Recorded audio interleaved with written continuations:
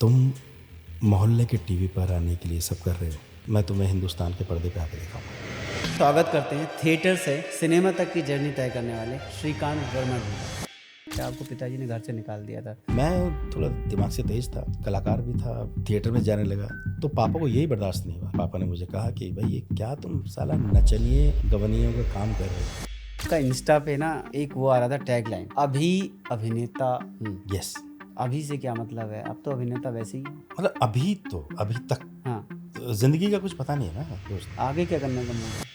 एक छोटा सा काम था, आपने भी डाला होगा शायद अपने पंचायत इंस्टाग्राम पंचायत पे। पंचायत हाँ, पंचायत का है। उसी से मेरी एक पहचान बनी थी। क्या था ना कि उस टाइम पे बहुत सारी चीज़ें थी, मिर्ज़ापुर, राम प्रसाद की 13वीं, ब्रीथ इनटू द शैडो, बहुत सारे प्रोजेक्ट एक साथ थे। तो उसी के बीच में पंचायत मुझे मिला था। तो उस टाइम पर मैंने कहा था यार मैं मतलब मुझे कुछ ऐसा दीजिएगा जिसमें बहुत ज़्यादा टाइम ना देना पड़े मुझे इसके लिए। तब उन्होंने मुझे एक कैरेक्टर दिया था परमेश्वर। उसमें पंकज त्रिपाठी को मैंने फ़ोन करके पूछा भी था, पंकज ये वेब सीरीज होता क्या है? तो पंकज ने कर लो भाई। मैंने कहा कर ले, हाँ कर लो यार, कर लो भाई। आप भी काफ़ी मस्त मौला आदमी हो। मतलब मैंने देखा है आपका एक ऐड है, बड़ा सादगी से आप उतारते हो कैमरे पे, मैन विल बी मैन वाला। अरे एयरलाइन में बैठे हो, बगल से एक मोहतरमा आती है, पानी की बोतल ऑफर करते ले, जले पे नमक छिड़क दो। हाँ यही बात मैं कह रहा हूँ, वो इम्प्रोवाइज हुआ था। क्या एक डायरेक्टर थे जो जब गुस्सा होते थे तो गाना गाते थे। मैंने ऐड किया था, कुछ गलती हुई मुझसे थोड़ी सी तो दूर से आवाज़ आई। साउथ इंडियन थे वो, ऐसे करके आवाज़ आई। मैंने देखा सब शांत हो गए। तो ऐसा होता है क्या कि मान लो आपको भूख लगी है, अब शूट के बीच में ना मैं अगर खा लूंगा तो मेरे को आलस आएगा या उबासी आएगी, तो आदमी भूखा रह रहा है पूरे पूरे दिन। एक्टिंग करनी होती है, ऐसा नहीं कि आप भूखे रहेंगे। वो मेथड एक्टिंग, वो सब चीज़ें वो अलग है। भूखा रहना उस टाइम पे अगर कोई सीन है तो उससे वो चीज़ें आएंगी, फीलिंग्स आएंगी। ऐसा होता नहीं है लेकिन कई लोग करते भी। कहाँ थिएटर से फिर आपने टीवी एड्स भी किए, आप कह रहे हो रामलीला मंचन किया। 1997 में एक फिल्म मैंने की थी, सबसे पहली फिल्म, जब प्यार किसी से होता है। उसमें मुझे एक सीन मिला, बड़ा अच्छा सीन था। मैं कुत्ते का डॉक्टर बन के जाता हूँ उसमें, कुछ ऐसा सीन था, कुछ इसी टाइप का। वो करने के बाद मैं इतना खुश हुआ, मैंने अपने दोस्तों को बोला जब वो फिल्म आने वाली थी, जाओ यार प्लीज़ देख के आओ। तो जब वो आए देख कर मैंने, हाँ कैसी लगी? कहते तू नीचे आ। मैं नीचे गया, कहते भूतनी के गालियाँ दी, पकड़ के कहते तू कहाँ था, बेवकूफ़ बना रहा था, फिल्म के अंदर कहीं नजर नहीं आया आप।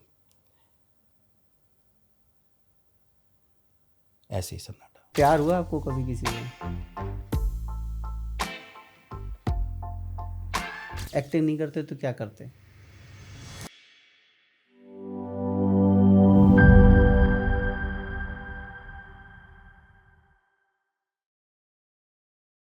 श्रीकांत भाई बहुत बहुत स्वागत है आपका। नमस्कार, ये आ गया। Thank you. हम शुरू यहीं से करेंगे। हमने ना जब रिसर्च कर रहे थे तो हमने देखा आपका इंस्टा पे ना एक वो आ रहा था टैगलाइन, अभी अभिनेता हूँ। यस, अभी से क्या मतलब है? अब तो अभिनेता वैसे ही है। मतलब अभी तक हाँ, जिंदगी का कुछ पता नहीं है ना दोस्त। आगे क्या करने का मूड है? पता नहीं, कुछ भी कर सकते हैं लेकिन अभी तो अभिनेता हूँ। मतलब जिंदगी कहाँ किस मोड़ पे ले जाए आपको नहीं पता। तो फिलहाल हाँ, अभी अभिनेता हूँ। ये नेता जो आता है ना लास्ट में, नेता तो नहीं, हम हाँ अभिनेता। अभिनेता, तो वो अभिनेता जितने भी है ना लास्ट में आके वो अभिनेता से राजनेता भी बन जाते नहीं हैं। हो तो सकता है, हो सकता है, इसीलिए मैंने उसमें लिखा है ना हाँ, अभी अभिनेता हूँ। बाद में उसमें से अभी हट जाएगा, वो वाला अभी रहेगा, बनेगा अभी नेता हूँ शायद, मे बी। मैं अच्छा मतलब मैं क्रिएटिव था ये ये। कह नहीं रहा हूँ कि मैं बनूंगा या पॉलिटिक्स में हाँ, जाऊंगा या पॉलिटिशियन बनने की मेरी इच्छा है, ऐसा कुछ नहीं है। लेकिन समय कुछ भी बना सकता है आपको। सकारात्मक सोच है वैसे। सकारात्मक, हाँ, नकारात्मक सोच, सकारात्मक सोच, ये सब चीज़ें तो वक्त ही उत्पन्न करता है आपके अंदर, समय ही आपके अंदर लेकर आता है। तो अभी तो अभिनेता हूँ। बहुत ठीक बात है। एक ना आपका वो चलता है, जितने भी लोग आप ना उस चीज़ के मेमे के लिए फेवरेट हो गए। एक छोटा सा काम था हाँ हाँ, और उसको लेके आपने भी डाला हुआ शायद अपने इंस्टाग्राम पंचायत के ऊपर। पंचायत पंचायत। हाँ, पंचायत का है। हाँ वो दरअसल क्या था ना कि जब हम लोग पंचायत की स्क्रिप्ट हमारे सामने आई, तो मुझे चंदन जो राइटर हैं इसके, उन्होंने मुझे कहा कि श्रीकांत जी इसके अंदर ना ये जो पहले मैं कोई और कैरेक्टर कर रहा था उसमें, लेकिन बाद में क्या था ना कि उस टाइम पे बहुत सारी चीज़ें थी, मिर्ज़ापुर और राम प्रसाद की 13वीं, एक ब्रीथ इनटू द शैडो, बहुत सारे प्रोजेक्ट एक साथ थे, तो उसी के बीच में पंचायत मुझे मिला था। तो उस टाइम पर मैंने कहा था यार मैं मतलब मुझे कुछ ऐसा दीजिएगा जिसमें बहुत ज़्यादा टाइम ना देना पड़े मुझे इसके लिए। तब उन्होंने मुझे एक कैरेक्टर दिया था, उन्होंने कहा कि ये शायद 4-5 दिन या 6 दिन 7 दिन में ये हो जाएगा। तो वो एपिसोडिक हुआ करता था उसमें। फर्स्ट जो आया था आपको ध्यान होगा एपिसोडिक था वो। उसमें हर एपिसोड में एक अलग कहानी हुआ करती थी। तो मेरी एक कहानी थी जिसमें एक परमेश्वर है जिसकी बेटी की शादी होने वाली है। तो वहाँ जैसे गांव देहात में होता है तो पूरा गांव मिलकर बारात का स्वागत करता है, ये सब चीज़ें। क्योंकि पंचायत की एक तरह से कहा जाए तो खासियत यही थी, खूबसूरती है, खूबसूरती यही थी, खूबसूरती बोलेंगे उसको। वो मतलब एक तरह से ये कहा जाए कि गांव का परिवेश और जो लोग गांव के परिवेश से वाकिफ़ हैं, जो रह चुके हैं, जो जिनका संबंध है गांव से, ज़्यादातर गांव से है लोगों का, क्योंकि हमारा देश कृषि प्रधान देश है और कृषि यानी कि हर किसी का एक गांव। हाँ, गांव है। तो वो जो कैरेक्टर था उन्होंने कहा श्रीकांत जी आप ये कर लीजिए परमेश्वर, और मैंने कहा ठीक है चलो करते हैं। उसमें उन्होंने मुझे कहा कि इसका ना एक तकिया कलाम टाइप का होगा, जैसे होता नहीं एक छोटा सा काम था, वो उसको कैसे बोलेंगे अलग अलग तरीके से। क्या होता है ना, कोई शब्द होता है, हाँ, तो उस शब्द को आपकी जो फीलिंग्स हैं उसके हिसाब से अलग अलग वेरिएशन में बोला जाता है। हम किसी भी शब्द को फीलिंग्स के अकॉर्डिंग बोलते हैं। तो इसमें भी अलग अलग फीलिंग्स जो थी, जैसे जैसे सिचुएशन थी उसके हिसाब से बोला जा रहा था। कहीं पर एक छोटा सा काम था, एक छोटा सा काम था, इस टाइप से कुछ चीज़ें थी। अरे सचिव जी एक छोटा सा काम था, तो वो जो क्या था कि एक उसका बन गया था तकिया कलाम, तो वो फेमस भी हुआ। और मैं आपको एक सबसे बड़ी बात बताऊं, उसी से मेरी एक पहचान बनी थी जी बिल्कुल। और परमेश्वर जो कैरेक्टर था वो लोगों में एक मीम के तौर पे भी बहुत फेमस हुआ। वही एक छोटा सा काम था। तो उसको उसको मैं आपको बताऊं, एक यूनिवर्सिटी है यहीं दिल्ली में, कोई कॉलेज है, मुझे नाम उसका याद नहीं आ रहा, लेकिन वहाँ के कुछ बच्चे मुझे मिले, वो थिएटर देखने कहीं आए हुए थे। तो उन्होंने मुझे देखा, मुझसे मिल के कहने लगे सर आपको पता है हमने आपके इस तकिया कलाम को कैसे यूज़ किया है, आपकी इस मीम को। मैंने कैसे? कहते हैं हमारे जो प्रिंसिपल हैं वो हमारी किसी बात को सुन नहीं रहे हैं, तो अभी आप हमारे कॉलेज में जाएंगे तो जगह जगह आपके पोस्टर लगे हैं, उनके ऑफिस से लेके गैलरी तक सब जगह, और आप ऐसे खड़े हैं, नीचे लिखा है एक छोटा सा काम था। तो उन्होंने कहा कि वो बाद में उन्होंने हंस के सरकाज़म, हाँ, उस व्यंग को प्रिंसिपल ने समझ लिया और उन्होंने उन बच्चों को बुला के कहा कि क्या काम था बताओ। तो उसको उन्होंने कैसे यूज़ किया ये मुझे पता चला। तो मुझे लगा कि देखो कहाँ से कहाँ पहुँचा है, ये एक छोटा सा काम था। सही बात है। एक तो ये भी है कि आप देखो ना कि जो आपने गांव की बात की, वो परवेश को चंदन ने बहुत बढ़िया तरीके से गढ़ा है। आप बहुत देखो बढ़िया कि मतलब शादी हो रही है एक घर में और पूरा गांव शादी की तैयारियों में लगा। रघुवीर साहब ने कितना बढ़िया काम किया है उसमें भी, और वो आपके अच्छे मित्र भी हैं। मैंने देखा आपके लिए पैम्पलेट बजा रहे थे कुछ लौकी की बना के। अरे वो लौकी वाला तो वो रात को हम उनका बर्थडे था, वो तब उन्होंने हम सबको बुलाया हुआ था, फैजल भाई भी थे, मैं भी था, हम सब वहाँ पहुँचे हुए थे। तो हम दो ही थे शायद उस समय, फैजल भाई थे, मैं था और परिवार था और उनके दोस्त लोग थे बहुत सारे। तो वहाँ पहुँचे तो बर्थडे उनका हम लोगों ने सेलिब्रेट किया। फिर लास्ट में हमें कहने लगे कि आपको एक चीज़ दिखाई जाएगी जो आपने पहले कभी नहीं देखी। हमने क्या? तब वो अंदर गए, अंदर जाके लौकी लेकर आए। मैंने कहा बहुत बार देखी है। मैंने रघुवीर जी तो कितनी बार देखी है यार, क्या आप ये कहते नहीं आपने लौकी देखी है, बनते हुए देखी होगी, खाते हुए आपने देखा होगा, लेकिन बजाते हुए नहीं देखा होगा। मैंने लौकी बजाते हुए, मैंने वाकई में।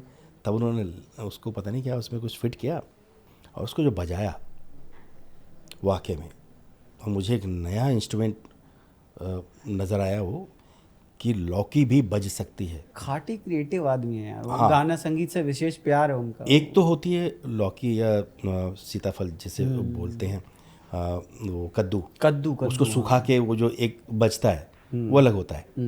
लेकिन ये हरी लौकी और उन्होंने उसको साउंड बजाया देना जो, बिग डील। वाकई में कमाल मैंने था, आपके इंस्टाग्राम पे देखा था ये भी। वाकई में। तो पंचायत वाला जो हिसाब किताब है, पंचायत वाला रोल आपको मतलब मिला कैसे था? वो एक अप्रोच के एक शुरू में, और फिर वो लंबा रोल चला भी है, आप देखो ना कितना लंबा गया, आगे भी गया। आप तो कह रहे थे शायद हाँ, मैं आपने आपको 8 दिन इसका का। मैं बताता हूँ ये कैसे ये मिला था। असल में हुआ क्या था, टीवीएफ के साथ मैं 2016-17 में जुड़ा था। उस टाइम पर एक सीरीज़, जो मैं नहीं जानता था सीरीज़ क्या होती हैं क्या नहीं होती, मुझे लगता था ये सिर्फ यूट्यूब पर चलते हैं। हाँ, वो जो वेब सीरीज़ जो होती थी या छोटी छोटी जो मिनी सीरीज होती थी, तब तक टीवीएफ यूट्यूब पे ही था। टीवीएफ यूट्यूब पर था और उसने बहुत अच्छा नाम कमाया था, यूथ में बहुत फेमस था वो। फेमस था। तो मुझे लगा कि ये है क्या, समझ में नहीं आया था मुझे कि कास्टिंग बे उन लोगों ने मुझे बुलाया, कास्टिंग कंपनी है वो, तो अनमोल है वहाँ पर। तो अनमोल ने कहा कि श्री भाई ये कैसे से कैरेक्टर है। और उस टाइम पर अनमोल के पास ही जो मेरा दामाद बना था पंचायत में, आसिफ भाई, आसिफ, वो भी वहाँ कास्टिंग में था। तो आसिफ ने ही मेरा एक ऑडिशन लिया था उस टाइम पे। तब आसिफ कास्टिंग में ही था, एक्टिंग भी करता था लेकिन कास्टिंग में था और अनमोल के साथ। तो मुझे जब उसके लिए चुन लिया गया, उस वेब सीरीज़ के लिए जिसके लिए ऑडिशन हुआ था, वो वेब सीरीज़ थी जैसे आजकल जो जिसका रूप है बड़ी, 8-10 एपिसोड की, शायद इंडिया की फर्स्ट वो होती। उसके लिए बहुत अच्छी फंडिंग भी थी, पैसा भी आया था। ये अच्छे उस पर लॉन्च कर रहे थे वो उसे, और कैसे करते क्या नहीं ये तो नहीं पता कि कौन से प्लेटफॉर्म पे, लेकिन बहुत अच्छे स्तर पे वो बनाने वाले थे, जिसमें जीतू और मैं, हम दोनों लीड में थे। और तेजाब कांड को लेकर किया था इन्होंने, एसिड अटैक के ऊपर जो वो हम कर रहे थे इसे बनारस में। तो वहाँ पर मैंने तब पंकज त्रिपाठी को मैंने फ़ोन करके पूछा भी था, मैंने पंकज ये कहा भाई ये क्या है, ये वेब सीरीज़ होता क्या है? तो पंकज ने कर लो भाई। मैंने कहा कर लें, हाँ कर लो यार, कर लो भाई, अब इसी का ज़माना है, कर लीजिए, इसी का ज़माना है। मैंने लेकिन यार ये मैंने आज तक नहीं किया। अरे अब यही चलेगा। मैं लेकिन यार ये थोड़ा सा मतलब मुझे नहीं लगता। अरे हम भी कर रहे हैं, कर लीजिए, आने वाला भविष्य इसी का है। तो मैंने कहा अच्छा भाई, पंकज ने कहा चलो करते हैं। मैंने हाँ बोल दिया, लेकिन किसी तरीके से ये बंद हो गई। कुछ ना कुछ ऐसा कुछ प्रॉब्लम आई टीवीएफ में, तो इसको बंद कर दिया गया। 2-3 और हुई, फिर गुल्लक के लिए मेरे पास आया, वो जो फादर वाला था, मेरे पास पूरी 5 एपिसोड की वो स्क्रिप्ट भी भेजी गई थी। उस समय मुदित थे वहाँ पर, मुदित ने मुझे कहा, वो प्रोडक्शन में थे, तो सारी बात हो रही थी हमारी, वो नहीं हो पाई, गुल्लक नहीं हो पाई। तो ये सबसे लास्ट में पंचायत मुझे इन्होंने कहा, चंदन ने और अपने जो डायरेक्टर साहब हैं हमारे, उन्होंने कहा कि ये पनौती हटानी है। अनमोल ने भी कहा कि टीवीएफ के साथ कुछ नहीं हो पा रहा है, तो ये इस पनौती को हटाने के लिए ये तो करना पड़ेगा। तो उस समय 4-5 प्रोजेक्ट थे, तब मैंने कहा था कि प्लीज़ थोड़ा सा मतलब ऐसा ना हो कि बहुत ज़्यादा बड़ा लंबा कैरेक्टर हो। पर बाद में मैं पछताता हूँ, लंबा ही होना चाहिए था, कैरेक्टर अच्छा होना चाहिए था। मुझे नहीं पता था कि देखिए हर किसी प्रोजेक्ट की एक डेस्टिनी होती है जी बिल्कुल, और इसका वाकई में नहीं मालूम था मुझे। ऐसा लगता था कि मिर्ज़ापुर और बहुत सारी और भी वेब सीरीज़ थी, उनके बीच में ये कहाँ चलेगी, गांव देहात का ऐसा, ये बिल्कुल ही अलग हटके थी। वो उस टाइम पर जो ट्रेंड था उससे बिल्कुल अलग हटके थी।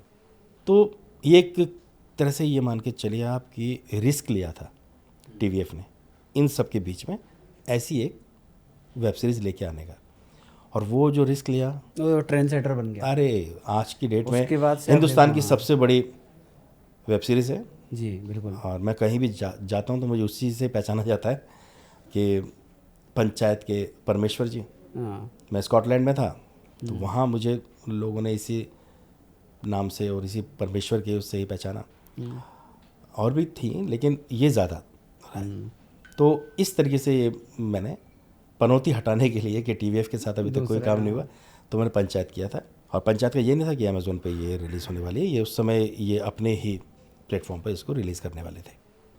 तो वो तो बाद में कोविड के टाइम पर हुआ था। एक चीज़ तो है कि मतलब आप देखो टीवीएफ ने ना एक ट्रेंड सेट किया। आप जो बहुत बता रहे हो ना अभी कि मतलब ग्राउंड से जो रिलेट करने वाले लोग हैं, एक मास ऑडियंस है। हम सभी कहीं ना कहीं गांव से आते हैं। उन्होंने पहले वो बनाई, पंचायत बनाई, फिर गुल्लक बनाई। आप देखो सब में रौनक है। वो 90s के किड्स हैं, आपस में लड़ रहे हैं, दही दूध लेने जा रहे हैं, फिर कुछ कर रहे हैं। ऐसे ही पंचायत में हम सब उसी परिवेश से आते हैं, आप भी हम भी उसी परिवेश से आते हैं जहाँ पे ना शादी होती थी तो पड़ोस के घर में सारे काम बगल वाला कर रहा होता था। बिल्कुल। तो वो उन्होंने जोड़ दिया उसको। तो मतलब राइटिंग को तो सैल्यूट है, चंदन बहुत बढ़िया लिखता है। हम फैज़ल भाई के साथ कर रहे थे, उन्होंने भी सेम चीज़ बोली। आपके साथ बात हो रही है, आप भी वही चीज़ बोल रहे हैं कि जोड़ना आता है उनको कि कैसे ऑडियंस को कनेक्ट करना है। हाँ, क्योंकि देखिए ना, लोग तभी जुड़ेंगे जब उन्हें उसमें अपनापन दिखेगा। अपनापन दिखेगा, बिल्कुल ठीक बात। आप किसी भी सिनेमा से या किसी भी वेब सीरीज़ या कुछ भी कह लीजिए, किसी कहानी से, उपन्यास से हम तभी उससे जुड़ पाते हैं, कनेक्ट हो पाते हैं जिसमें हमें उस अपनापन दिखाई देता है। अब आप देख रहे हैं, हाँ यार ये रियल है, ये हाँ ऐसा होता है। हाँ आप हंसते हैं, आपको पता चलता है यार ये तो मेरे नज़दीक में ऐसे है ना अंकल मेरे। हाँ एक अंकल जी हैं जो बात बात पे कहीं भी भेज देते हैं। हाँ और उसमें एक मेरा ये किरदार कुछ ऐसा भी था कि दूसरे एपिसोड में आया था कि गुस्सा होता है तो नाच देखने चला जाता है। वो कहता भी है कि यार ऐसे कौन आदमी होता है जो गुस्सा होने पर नाच देखने जाता है। तो इस टाइप के लोग हैं, हमारे आसपास भी हैं। तो मैंने महसूस किया, एक डायरेक्टर थे जो जब गुस्सा होते थे तो गाना गाते थे। वो एक मैंने ऐड किया था, तो उसमें कुछ गलती हुई मुझसे थोड़ी सी, तो दूर से आवाज़ आई। साउथ इंडियन थे वो, उन्होंने अपनी भाषा में अपने कुछ ऐसे करके आवाज़ आई माइक पर। मैंने कहा ये, मैंने देखा सब शांत हो गए। मैंने सर बहुत खुश हैं। कहते खुश नहीं है, गुस्सा है। शांत कर रहे हैं मैंने लेकिन वो तो गाना गा रहे हैं। कहते जब वो गुस्सा होता है तब गाना गाते हैं। अब मैं सियर गया, यार ये तो बड़ी तेज़ गाना गा रहे हैं, यानी बहुत तेज़ गुस्सा है इनके अंदर। अचानक सब शांत हो गया, मेरे पास आते हैं, कहते तुम सीरियल का एक्टर है? मैंने कहा हाँ, मतलब ऐड वाला एक्टिंग करना है, करना ऐड वाला। मैंने हाँ ठीक, समझ गया, तो करो। वो पहला ऐड था मेरा, उसका नोकिया 1208 का। मैं समझ गया था ऐड वाला, यानी कि उसमें टाइमिंग का होता है कुछ। तो मैंने किया उसे।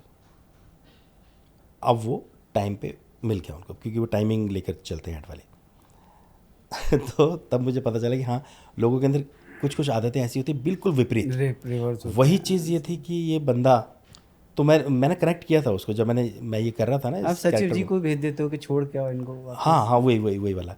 और मैं गाना सुनने मैं चला जाता हूँ। नहीं, वो तो बाद में था, मतलब गाना सुनने गया था और वहाँ पर जब ये हंगामा होता है, मेरे कारण ही होता है। तो अब वो मैंने इसीलिए वहाँ से कनेक्ट किया। मैंने हाँ यार ऐसा होता है, तो वो रियल है, मतलब चीज़ें। तो जितना रियल आपको मिलेगा आप उससे कनेक्ट होते जाएंगे। फिल्म हो, वेब सीरीज़ हो। तो आप देखिए ना कि गांव के परिवेश को उन्होंने कितने अच्छे ढंग से आपके सामने पेश किया कि आज की डेट में हिंदुस्तान में शायद ही कोई ऐसा होगा जो पंचायत से रूबरू ना हो, जो जानता ना हो। आप भी काफ़ी मस्त मौला आदमी हो। मतलब मैंने देखा है आपका एक ऐड है, बड़ा सादगी से आप उतारते हो कैमरे पे, मैन विल बी मैन वाला। एयरलाइन में बैठे हो, बगल से एक मोहतरमा आती है। हाँ, वो तो बहुत पुराना था, बहुत पहले हम लोगों ने किया था। देखा मैंने वो ऐड में बड़ा। अरे उसमें फिर आप तो पानी की बोतल ऑफर करते थे, जले पे नमक छिड़क लिया। हाँ, यही बात मैं कह रहा हूँ, वो इम्प्रोवाइज़ हुआ था वो। अच्छा। वो पानी की बोतल ऐसे जैसे ही रखी है ना, वो थोड़ा सा ब्रेक हुआ था, ब्रेक के बीच में मैंने पानी की बोतल ली और अचानक ही वहाँ सब कुछ सेट हो गया और वो बोतल मेरे पास में थी, मैं बैठा हुआ था। उन्होंने शुरू कर दिया, ओके तैयार, साउंड। ये मैंने कहा ये तो चालू हो गए, अब इसे कहाँ रखूँ? तो मेरे हाथ में थे, मैंने ऐसे रख लिया अपने हाथ में। तो उन्होंने एक्शन शुरू हो गया। अब वो बोतल मेरे हाथ में है, मैं देखता हूँ वो लड़की जो आपने देखा होगा उसमें दादा को बैठा देती है कि आइए दादू बैठिए। तो जैसे ही वो बैठाती है मैं उसकी तरफ देखता हूँ, उसके चेहरों को देखने के बाद उसकी तरफ पानी की बोतल बढ़ा देता हूँ कि पानी पियोगे बेटा, उस टाइप का जली, क्योंकि गला सब सूख गया है उसका ये देख के। तो वो इतना अच्छा इम्प्रोवाइज़ हुआ था हाँ, कि डायरेक्टर को बहुत अच्छा लगा, वही ले लिया। उन्होंने कहा यार ये क्या था। मैंने सर वो आपने मौका नहीं दिया ना इसको रखने का, तो मेरे हाथ में थी मैंने यूज़ कर लिया। तो उन्होंने उसको रखा और वो हर आदमी उसको नोटिस करता है। हाँ, वो सब कि ने लास्ट मैंने जो नोटिस एंड में जो हाँ। पानी की बोतल ऑफर की उसको नोटिस किया लोगों ने। बर्नॉल नहीं तो यही सही ले पानी। वो असल में स्क्रिप्ट में नहीं था, वो इम्प्रोवाइज हुआ था। इतनी इम्प्रॉम्प्टू चेंज करने की आज़ादी होती है, मतलब इतना? हाँ, अगर अच्छी, देखिए क्या होता है ना, कोई भी स्क्रिप्ट जब लिखी जाती है तब ये सोच के नहीं लिखी जाती कि इसका जो बन के जब तैयार होगा तो क्या इसका रूप होगा। उसमें सबका एक तरह से आउटपुट होता है, सब उसमें अपना जितना योगदान कर सकते हैं एक्टर, डायरेक्टर और जितनी पूरी टीम है, क्योंकि इसको टीम वर्क कहा जाता है। सही बात। तो हम जब फ्लोर पे पहुंचते हैं तो फ्लोर पे कुछ और होता है, तो वहाँ पर आप अगर किसी ने आपको रोक दिया कि नहीं नहीं जितना है उतना ही करो, ऐसे करो, तो शायद वहाँ आपको उतना मज़ा नहीं आएगा देखते हुए भी, दर्शक के तौर पे भी। सही बात है। और आपको भी एक्टर के तौर पे करते हुए अच्छा नहीं लगेगा। जितना कि फ्री माइंड आपको, आप जब कर रहे हैं तो आपको आज़ादी मिली है। ठीक बात है। आप कुछ भी करने के लिए, कुछ भी नहीं, मतलब उससे रिलेटेड होना चाहिए। हाँ, मतलब इम्प्रोवाइज़ का मतलब ये नहीं होता कि आप उसको बिगाड़ दें, उसकी भलाई के लिए, उसको अच्छा करने के लिए इम्प्रोवाइज़ कीजिए, वो अच्छा लगता है। चलो, आप तो इतनी आइकॉनिक वेब सीरीज़ का पार्ट रहे हो। मैं पंचायत से ही पूछ लेता हूँ एक और सवाल कि पंचायत में कितनी ऐसी मतलब जगहें रहीं जहाँ चंदन ने लिखा कुछ और आप लोगों ने उसको इम्प्रोवाइज़ किया और अचानक से शूट में आता है कि यार क्या बढ़िया है, रहने दो। हाँ हाँ, हुआ था। अरे वो सारे एक पे एक हैं। हाँ, आप हो गए, रघुवीर भाई हो गए, सबके साथ होता था। जीतू भी बढ़िया एक्टर है, सारे के सारे एक तरफ से, तो मतलब बिल्कुल बिल्कुल बिल्कुल वो चीज़ होती थी। मैं एक वो बताता हूँ, एक सीन था, भट्टा है ना, भट्टा, हाँ, एक सीन था जहाँ पे परमेश्वर भट्टे पर है और वो वहाँ से वो मिट्टी के लिए जो बातचीत होती है, तो उन्होंने मुझे भट्टे पे ले जाके वहाँ पे खड़ा कर दिया। कहते ये आपका स्कूटर, ये भट्टा है, और श्रीकांत जी अब ऐसे से फ़ोन आता है, आप फ़ोन उठाते हैं, आप कहते हैं ठीक है मैं घर पे आ रहा हूँ। भाई इतना था। अब मैंने जब वहाँ जाके देखा कि इतनी ईंटें लगाई हुई हैं, भट्टा पूरा बनाया हुआ है, तो उसको यूज़ किया जाए इसको। सिर्फ फ़ोन पे बात करके और कट करके आप सीधे वहाँ पहुँच गए। सिर्फ बैकग्राउंड के लिए तो नहीं बनाया ना, नहीं बनाया, इसको यूज़ करो। तो मैंने वहाँ पे इम्प्रोवाइज़ किया। मैंने बोला कि मैं इसको अपने तरीके से करूँ सीन को। हाँ सर आप कीजिए करो। तो आपने देखा होगा उसमें बहुत सारी चीज़ें हैं।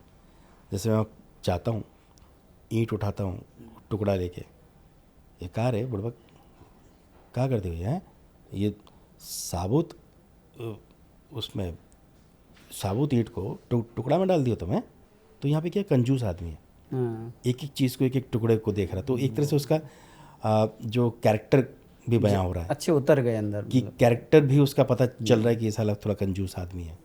एक एक टुकड़े को, ईंट के टुकड़े को देख रहा है। वो करते करते अचानक फ़ोन आ जाता है, तो वो बीच में वो नहीं आता कि स्कूटर बैठता है, वो गर्म होता है, अब धूप में है, उसकी सीट गर्म हो गई, ऊपर हो गए चल रहे, तेरी माँ का। तो वो कहता है अरे नहीं आपको नहीं बोले, तो किसी और को बात कर रहा है। फिर वो बात करते करते फिर पानी डालता है, सब चीज़, ये सब इम्प्रोवाइज़ किया हमने। बहुत बढ़िया। इम्प्रोवाइज़ करने के बाद फिर उसके बाद उस पर आए थे हम डायलॉग पर। फिर डायलॉग पर आने के बाद मैंने बात करते करते मैं निकल गया। उसमें क्या हुआ कि कट ही नहीं बोला उन्होंने। मैं चलता जा रहा हूँ, मैंने कहीं से कट की आवाज़ ही नहीं आ रही है। बहुत दूर जाके मैं वापस आया, कट क्यों नहीं बोल रहे? क्या हमें लगा कि आप कुछ और करेंगे, मतलब कहते हम इतने उसमें कंफर्ट में थे, उसमें मतलब डूब गए थे जो चल रहा था, कि हमें लगा कुछ ना कुछ शायद वहाँ भी कुछ करोगे आप।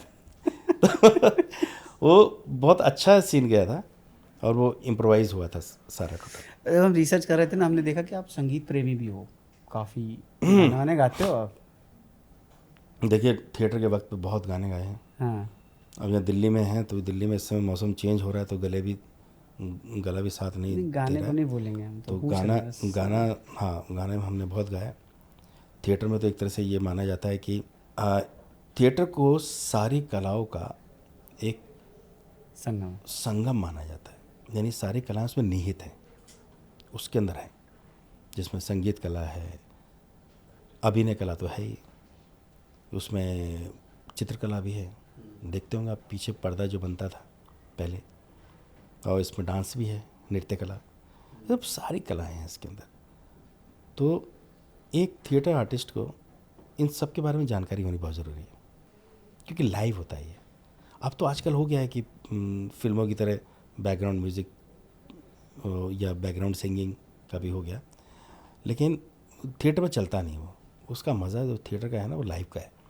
तो हमारा गाने का और नाचने का, इन सब चीज़ों का जो एक था उस टाइम पे, और बड़ा मज़ा आता था, खूब गाते थे हम लोग। मैं इससे उसी सेगमेंट में कूदूंगा अभी आपके साथ कि जो आपकी थिएटर लाइफ जो शुरू हुई थी, मैंने जहाँ तक हम रिसर्च कर रहे थे, हमें पता चला कि आपको पिताजी ने घर से निकाल दिया था कि जाओ कर ही लो तुम मन भर के। तो कहाँ से हुआ और क्या किस्सा क्या है, पूरा किस्सा बताओ ना। हाँ, ये हर जगह मतलब ये सब चीज़ शॉर्ट में बताइए। आती है, मैं शॉर्ट में बताऊंगा। कुछ नहीं हुआ था, असल में क्या था कि बिजनेस फैमिली थी। अब बिजनेस फैमिली का तो आप जानते ही हैं कि माने क्या बिजनेस था? हमारा रेडीमेड गारमेंट्स का था, जो दिल्ली में गांधीनगर जगह है, जो एशिया की सबसे बड़ी मार्केट है। तो वहाँ फादर एक स्टैब्लिश थे पापा, और अच्छा काम था हमारा, दुकानें थी, फैक्ट्रीज थी। तो मैं भी 12th किया मैंने। उसके बाद पापा ने कहा कि 4 महीने की छुट्टी थी, कि तो चलो काम को समझो पहले। तो मैं थोड़ा दिमाग से तेज़ था, कलाकार भी था, पेंटिंग और ये चित्रकला किया करता था मैं, और गाता भी था, सब चीज़ें थी। स्कूल में पार्टिसिपेट किया करता था सब चीज़ों में। तो मैंने एम्ब्रॉयडरी का काम ना सिर्फ 15 दिन में सीख लिया था। तो पापा को पता चला तो उन्होंने मेरी एक फैक्ट्री खुलवा दी एम्ब्रॉयडरी की, जो मशीन आया करती थी उस समय, चिकन की जो कहते हैं उसको, चिकनकारी। हाँ, चिकनकारी बोलते हैं। तो अब वो मैनुअल, आजकल तो कंप्यूटर पे, तो वो खुली। उसमें मैं, पैसा बहुत था उस समय, जिसमें वो कमा रहा था। तो मैं थिएटर की तरफ रुख हो गया मेरा, थिएटर में जाने लगा। तो पापा को यही बर्दाश्त नहीं हुआ, क्योंकि मैं चला जाता था पीछे से, फैक्ट्री को देखने वाला कोई होता नहीं था। तो वहाँ से गुस्सा होकर पापा ने मुझे कहा कि भाई ये क्या तुम साला नचनिए गवनियों का काम कर रहे हो। पहले ऐसे ही बोलते थे लोग ना, सही बात है ना। हाँ, क्या नाचने गाने वालों के ये काम तुम कर रहे हो, अपना काम ये संभालो। तब पापा ने मुझे नहीं माना, तो मुझे घर से बाहर निकाल दिया था। और मैं उस समय अपने एक वर्कर के यहाँ 1 हफ्ते रहा था। ओ भाई साहब। और वहाँ तब उन्होंने सोच लिया था कि ये तो बहुत ज़िद्दी है, ये नहीं मानेगा, फिर मुझे बुला लिया था। लेकिन वो जो टाइम था, 1 हफ्ता 1.5 हफ्ता जो मैं रहा, मुश्किल कटा होगा ना। मुश्किल, हाँ, मेरे लिए भी था, पापा के लिए भी था, क्योंकि देखो कोई भी माँ बाप नहीं चाहते कि ऐसे वो ये चाहते हैं कि बच्चा सुधर जाए। उस टाइम पे ये होता था कि बिगड़ गया है, तो सही है, उस समय बोलते थे बिगड़ना। अगर आप नाटक और इनमें जा रहे हो तो बिगड़ गया है, ये सुधर जाएगा, जबकि ऐसा नहीं है। वो मैं सुधर ही रहा था। सही बात। असल में कला आपको एक बहुत अच्छा इंसान बनाती है। हाँ, ठीक बात। पर्सपेक्टिव्स में ये भी मैं भी सोचता हूँ कभी कभी कि आपका एक तरीके से तो एक कलाकार का जीवन ना सफल जीवन है, क्योंकि आप अगर अपने व्यक्तित्व में हैं या एक काम कर रहे हैं तो आपको एक ही जीवन जीने का अनुभव मिलता है। और अगर आप कला में हैं, कलाकार हैं, तो आपको एक आदमी के अंदर कई सारे जीवन जीने का अनुभव मिलता है। हर कलाकार के साथ आपकी लाइफ इम्प्रोवाइज़ होती है, आपका कैरेक्टर बदलता है, आपको वो लाइफ जीने का मौका मिलता है, आप उस हिसाब से ढालते हो खुद को, बनते हो। आप पंचायत में परमेश्वर बने तो परमेश्वर के लिए आप ईंट के भट्टे वाले बन गए। फिर जब आप अभी श्रीवास्तव जी बने तो आप लग रहा था कि ये भाई असिस्टेंट ही है पक्का पूरे टाइम का। हाँ, वो तो करना पड़ता है। वो देखिए, उसके लिए कहते हैं ना कि वॉच करना, चीज़ों को ऑब्ज़र्व करते रहिए, देखते रहिए समझते रहिए, लेकिन बहुत सारी चीज़ें ऐसी होती हैं जो आप हो नहीं लेकिन फिर भी करना पड़ता है। यही तो कलाकार। हाँ, वही श्रीवास्तव जो नाम लिया ना, उसमें भी ऐसे हुआ था। हम लोग अरबपति खरबपति लोग हैं, मतलब इतना रुपया कभी देखा ही नहीं। हाँ, हमने जितना बता दिया, जितना हमें बनाया गया था, मैं श्रीकांत के तौर पे मैं कहूँगा, श्रीवास्तव है वो तो है, हाँ, और वो जो खेतान साहब हैं, ये लोग तो हैं उतने। गजराज जी। हाँ, लेकिन नहीं, गजराज जी नहीं है, खेतान साहब खेतान साहब वो हैं। श्रीवास्तव है, लेकिन श्रीकांत और गजराज भाई नहीं है। हाँ। तो हमारे साथ हुआ था, हम वहाँ पर एक बहुत बड़ी गाड़ी आई थी, हाँ, करोड़ों रुपए की गाड़ी थी, पंजाब से आई थी वो। हाँ, पंजाब से आने में मैं और गजराज भाई हम उससे गाड़ी को ऐसे देख रहे थे। तो मैंने, गजराज भाई एक मिनट ज़रा, मैं एक काम करता हूँ, मैं जैसे मिडिल क्लास अगर ऐसी गाड़ी देखेगा तो क्या होगा, कहते क्या होगा। मैंने रुको, हम ड्राइवर के पास गए, मैंने ये कितने की है, तो उसने ये देखा ऐसे, रेट बताया, 4-5 करोड़ रुपए से ऊपर का था। अच्छा अच्छा अच्छा, ये कितना देती है, वो सवाल होता ना, कितना माइलेज। अब उसकी निगाह ऐसी गई, तो मैंने ऐसे CNG में है ये ये सुनते हुए बहुत तेज़ी से हंसा। गजराज भाई भी हंसे, कहते यार ये क्या। मैंने, दादा ये मतलब गाड़ी जो इतनी महंगी गाड़ी खरीदेगा उसके लिए माइलेज और ये चीज़ें तो मायने नहीं रखती, लेकिन बेचारा मिडिल क्लास ये सब चीज़ें ज़रूर पूछता है। तो गजराज भाई कहता है अभी इधर चल, हमें इसी गाड़ी में बैठ के आना है, और अभी मेंटलिटी तुम वो बना के रखो, बड़े आदमी वाली, बड़ी वाली। मैंने हाँ दादा, मैंने ऐसे सिर झटका, मैंने अब हम अरबपति हैं तो वो तुरंत आपको बनना होता है, कैरेक्टर में आना पड़ता है। तो क्या होता है कि आप जो नहीं भी हैं तो वो भी आप बन रहे हैं, कर रहे हैं। आपने आपको भूख लग रही है, आपने कुछ खाया नहीं है, लेकिन भरे पेट का उसकी एक्टिंग आप कर रहे हैं। मतलब एक एक्टर के लिए ना बहुत मुश्किलें भी बहुत है, मुश्किल भी बहुत है, जैसे कि जीवन आसान नहीं होता।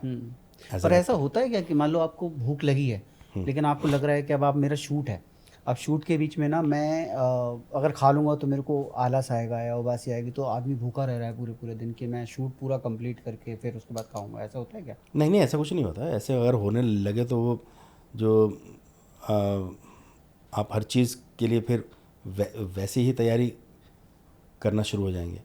एक्टिंग करनी होती है, ऐसा नहीं कि आप भूखे रहेंगे उतना टाइम। वो मेथड एक्टिंग, वो सब चीज़ें वो अलग है, और वो किसी और चीज़ के लिए किया जाता है। भूखा रहना वो उस टाइम पे अगर कोई सीन है तो उससे वो चीज़ें आएंगी, फीलिंग्स आएंगी। ऐसा होता नहीं है, लेकिन कई लोग करते भी हैं। अच्छा, पर ऐसा नहीं है, अगर आप एक्टिंग कीजिए और उसको कितना रियल आप करते हैं वो आपके ऊपर है, आपकी कला के ऊपर है। लेकिन आपको अगर किसी को मारना है तो आप तो मार दोगे फिर, है ना, 2-3 खून करके आपको, हाँ कैसे मारूं मैं इसको, तो उसकी प्रैक्टिस थोड़ी ना आप करेंगे। अरे या कई लोग हैं भाई, वो क्या करते हैं कि पूरा पूरा सीन रिहर्स करने के लिए हाँ, उन्होंने अपने आप को लिटरली बंद कर रखा कमरे। फैजल भाई का किस्सा देख लो आप, उन्होंने अपने आप को बंद कर रखा था, 2 दिन आए नहीं बाहर, हमने सुना। फिर उन्होंने ही बताया अपने पॉडकास्ट में कि हाँ किया था मैंने, 2 दिन आँख लाल हो गई है, रो रहे हैं, इतना गाल फूल गया। उन्होंने इसको इतना जी लिया था, जब बाहर निकले आदमी बोले क्या हो गया इस आदमी को। देखो मैं बताता हूँ, हर किसी का अलग अलग प्रोसेस होता है। मैं उसको ये नहीं कहूँगा कि ऐसा नहीं करना चाहिए या करना चाहिए। जिसको जो आसान लगे कैरेक्टराइजेशन के लिए, ठीक बात वो है, अपने हाँ। उस रास्ते से जाए। अब ये आपको याद होगा कि अभी बहुत सारे जो कलाकार हैं, बहुत सारे एक्टर्स हैं, हॉलीवुड में भी बॉडी ट्रांसफॉर्मेशन भी करते हाँ, हैं। बॉडी ट्रांसफॉर्मेशन में तो सब ने किया है ना, उसके लिए तो मैं मानता हूँ कि है। लेकिन बहुत सारी चीज़ें ऐसी होती हैं जो हम रिकॉल करते हैं उसे, हम इसको बोलते हैं, एक्टिंग में इसको बोला जाता है मेमोरी ऑफ सेंसेस। अच्छा। जो आपके जो सेंसेस हैं उनके साथ कुछ मेमोरीज जुड़ी होती हैं। आपको अगर एक नकली सेब रखा है और आपको उसको खाना है, उसके ही स्वाद को आपको महसूस करके दिखाना है, हाँ, तो आपकी वो सेंस काम करेगी, क्या, मेमोरी ऑफ टेस्ट, जो जुबान का जो है ना, वो आपको याद आएगा, अरे यार मैंने जब ये खाया था तो ऐसा इसका स्वाद आया, या मैंने कोई खट्टी चीज़ खाई थी तो उसका कैसा हुआ, सोच के ही चटकारे ले आता है ना वो।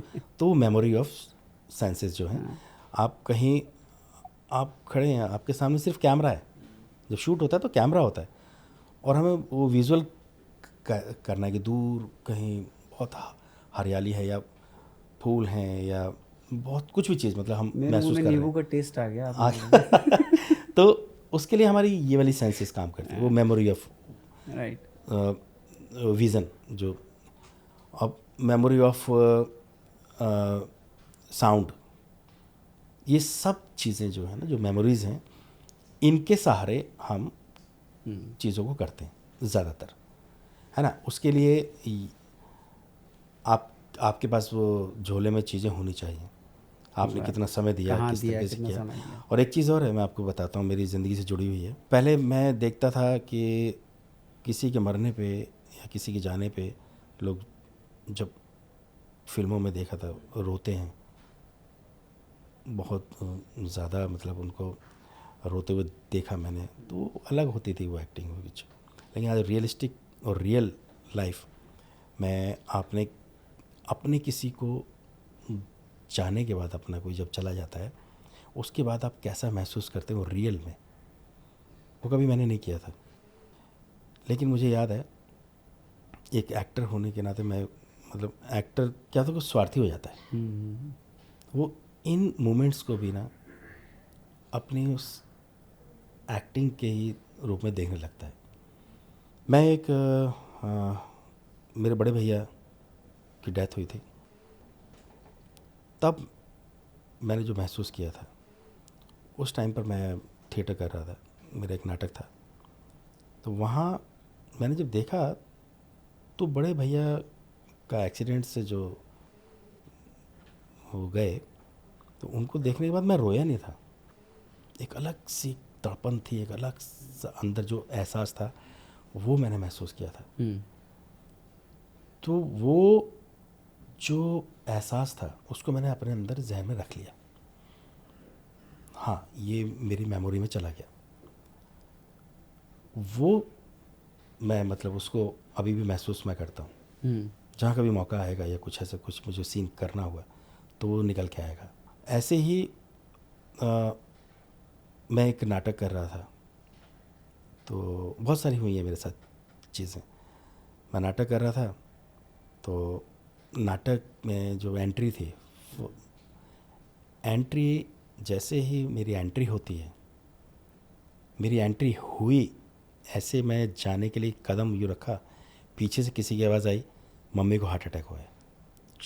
सीधे मैं अंदर स्टेज पर, वो लेकर मैं गया सीधा, मम्मी को हार्ट अटैक हुआ है, सीधे अंदर।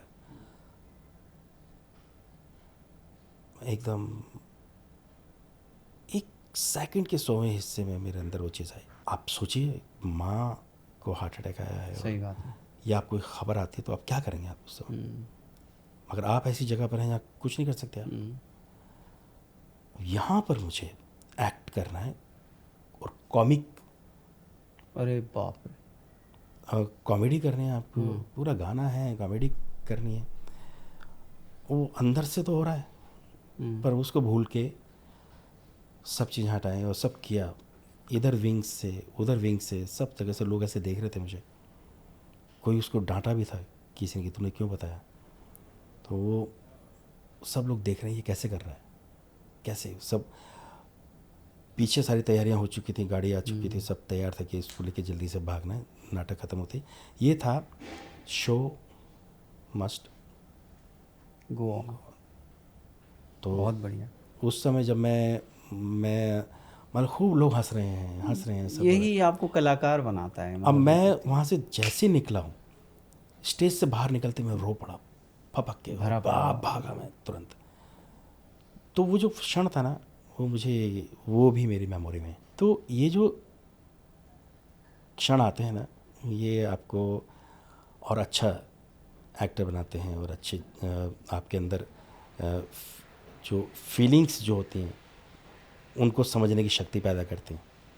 तो ये सब चीज़ें हैपनिंग्स आपने सुनी होंगी, पुराने एक्टर्स के साथ भी हुई हैं और वो सच्ची बातें हैं, ये सबके साथ होता है, हमारे साथ ये सब चीज़ें ज़रूर होती हैं।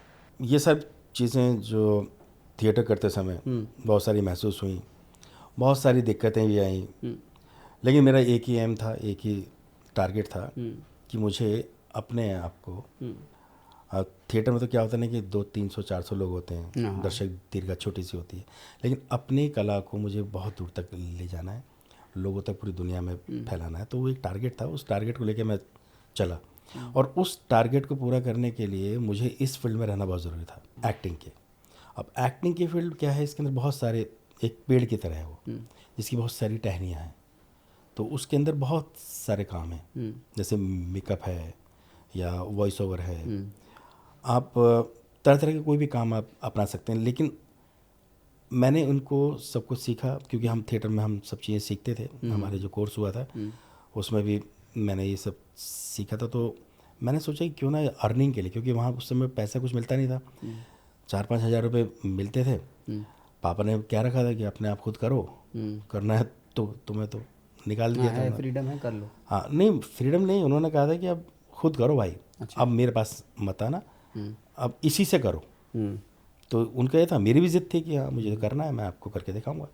मतलब वैसी ज़िद पॉजिटिव, ये नहीं कि बाप से मैं उनसे, पिता से वैसे मैं कह रहा हूँ कुछ नहीं, मैं उनसे कहता था कि जो मैंने सोचा है वो अच्छा है और इसे मैं अच्छे तरीके से कर सकता हूँ, मैं आपको इसी में ही करके दिखाऊंगा। ये था एक पॉजिटिव उसमें। तो मैंने क्या किया, इसी में से चीज़ें कुछ ली। जैसे मेकअप मेरा बहुत अच्छा था, मैं मेकअप को कुछ पैसा कमाने के लिए यूज़ करने लगा। थिएटर में लोगों के पास जाता था, वहाँ से 2-2.5 हज़ार रुपये मुझे मिल जाते थे। तो क्योंकि मुझे ये सब करना इसलिए ज़रूरी था कि मैं ज़रा सा भी इस एक्टिंग फील्ड से दूर हुआ तो फिर मैं नहीं आ पाऊँगा, फिर मुश्किल हो जाएगा। उसी के साथ साथ मैं रामलीलाएँ भी मुझे मिली। अब रामलीला में मैं फ्रंट पे तो नहीं करता था, लेकिन क्या होता था, मुरादाबाद की एक शैली होती है जिसमें पीछे से वॉइस ओवर आता है और आगे वो लोग एक्ट करते हैं, चल रहा है, मंचन वो चलता है। तो ऐसे हम लोग क्या हाँ, रामलीला का मैं एक किस्सा मैं आपको सुनाता हूँ। रामलीला में हम लोग एक बार कर रहे थे, वहाँ थोड़ी सी परेशानी होती थी, क्योंकि एज एन एक्टर आप थिएटर से जुड़े हैं तो कला की अपनी एक गरिमा होती है। तो वो रामलीला में तो ज़्यादातर क्या होता है ना, वो बहुत सारे लाला लोग होते हैं और पॉलिटिशियंस का वहाँ आना जाना लगा रहता है। तो बीच बीच में आपके बीच में ही मैं इधर वॉइस ओवर क्या करता था, मैं वॉइस ओवर करता था राम लक्ष्मण यानी रावण छोड़ के सारे। और एक लेडी होती थी ज्योत्सना जी, जो सीता जी जो हाँ नहीं, वो सारी फीमेल वॉइसेस वो करती थी। तो उसमें वेरिएशन भी थे, बहुत वेरिएशन होते थे। तो हम लोग बोल रहे हैं पूरे इमोशन में, सब चीज़ें हो रही हैं, अचानक बीच में कोई, हमारे बीच में हमारे ये नेताजी आ चुके हैं। अब आपका वो टूट जाता था सब कुछ, आपको लगता है यार बीच में ये क्यों बोल रहे हैं, ये चलने दो ना, ये जो हो रहा है, जो नाटक हो रहा है, ये नाटक ही एक तरह से वो पारसी थिएटर है वो भी। उसी बीच में क्या हुआ, एक बार भरत विलाप कर रहे हैं बहुत, मतलब भैया आप आए नहीं, भैया मैं आपके बिन कैसे जीऊँगा, यदि आप नहीं आए तो मैं अपने आप को समाप्त कर दूंगा भैया। हमारे बीच गुलशन कुमार जी आ चुके हैं, तो मैं अपने प्रधान जी से गुजारिश करूंगा कि वो उन्हें मंच पर लेकर आए। मैं रो रहा हूँ, मेरे आंसू, क्योंकि बोलते बोलते मैं भी अपने अंदर वो फीलिंग्स लेके आता था, अरे ये कहाँ से है। और वो बेचारा जो कर रहा था ना भरत का, उसके थोड़ा सा इधर हट जा बेटा, उसको हटाया गुलशन कुमार जी, वो भी ऐसे खड़ा हो गया है। थोड़ी देर बाद मैं देख रहा हूँ कि सब फ़ोटो खिंचवा रहे हैं और वो भरत भी ऐसे करके खिंचवा रहा है फ़ोटो, हंस रहा है, और सब हो गया ये ड्रामा। मैं बैठा था, मैं देख रहा हूँ, जब वो चले गए, अब मैं गुजारिश करूँगा कि आप लीला अविलंब शुरू करें। मैंने इतना लंबा विलंब आपने जो किया है, उसके बाद ये अविलंब कैसे होगी शुरू। मैंने अब वो जो उसको अभी खड़ा होके वो फ़ोटो खिंचवा रहा है मंच पे, भरत हंस के स्माइल कर करके सेल्फी और ये सब हो रहा है। अब वो फिर वो रोएगा क्या, भैया मैं आपके बिना नहीं रह सकता, ये जो होता था ना वहाँ पर, तो इसका एक अलग ही होता आनंद था। तो ये सब भी सहा, क्यों, क्योंकि मैं थोड़ा कला से दूर नहीं जाना है। नहीं, पैसा भी मिलता था। पैसा भी मिलेगा। अब नहीं तो मैं छोड़ के आ जाता, मुझे नहीं करना, लेकिन नहीं करना है, चलो कर रहे हैं। तो ये सब चीज़ें जो थी थोड़ी थोड़ी सी मतलब मन को दुखाने वाली भी थी, लेकिन ये भी था कि नहीं मुझे बने रहना है। तो इन सबको सहते सहते धीरे धीरे करते करते, बट एक जर्नी है ना, जर्नी। कहाँ थिएटर से फिर आपने टीवी एड्स भी किए, आप कह रहे हो रामलीला मंचन किया, वहाँ से टीवी एड्स में आए, टीवी एड्स से हल्का सा खिसके तो फिर वेब सीरीज़ की तरफ आए, वेब सीरीज़ से थोड़ा और आगे बढ़े तो फिर फिल्म की तरफ आए। फिल्म में तो मैं पहले ही आ गया था। अरे वो तो मैं आपको एक किस्सा बताता हूँ। 97 की बात है ये, 1997। 1997 में एक फिल्म मैंने की थी, सबसे पहली फिल्म, जब प्यार किसी से होता है। तो उसमें मुझे एक सीन मिला था मुझे, और वो उनके साथ था अपने जॉनी लीवर जी। उस टाइम पर वो स्टारों से भी बड़े स्टार थे, तो मुझे बड़ा अच्छा लगा कि अरे क्या बात है, सलमान खान है, ट्विंकल खन्ना है, उदित नारायण जी का बेटा था आदित्य, छोटा था वो, बहुत शैतान था। तो अब जब उसमें मुझे एक सीन मिला, बड़ा अच्छा सीन था, हम दोनों, मैं कुत्ते का डॉक्टर बन के जाता हूँ उसमें, कुछ ऐसा सीन था, कुछ इसी टाइप का। वो करने के बाद मैं इतना खुश हुआ, और बहुत अच्छा हो गया था, बहुत अच्छा हो गया था। दीपक सरीन जी ने मुझे कहा था कि मुंबई आना। मैंने अपने दोस्तों को बोला जब वो फिल्म आने वाली थी, कुछ महीनों के बाद जब वो फिल्म आने वाली थी, मैंने जाओ यार प्लीज़ देख के आओ। तो सब लोग गए, मैंने कहा मैं बाद में जाऊँगा। तो जब वो आए देख कर, मैंने हाँ कैसी लगी, कहते तू नीचे आ। मैंने मतलब अरे तू आना नीचे। मैं नीचे गया, कहते भूतनी के उन्होंने पकड़ा मुझे, ऐसे गालियाँ दी और मुझे पकड़ के कहते तू कहाँ था, बेवकूफ़ बना रहा मैं, फिल्म के अंदर कहीं नज़र नहीं आया आप। ऐसे ही सन्नाटा। मैंने कहा नहीं था क्या, कहाँ था तू। उस टाइम पर मेरी आंखों से आंसू टपका। अरे यार, मतलब मैं तो, ये क्या हुआ, मैंने तो मतलब अपना बेस्ट दिया है, उम्मीद बांधी हुई थी इससे, लेकिन वो नहीं। अब क्या ऐसा भी होता है सिनेमा में, तब मुझे पता चला कि यार ये कुछ भी हो सकता है, कैसा भी हो सकता है।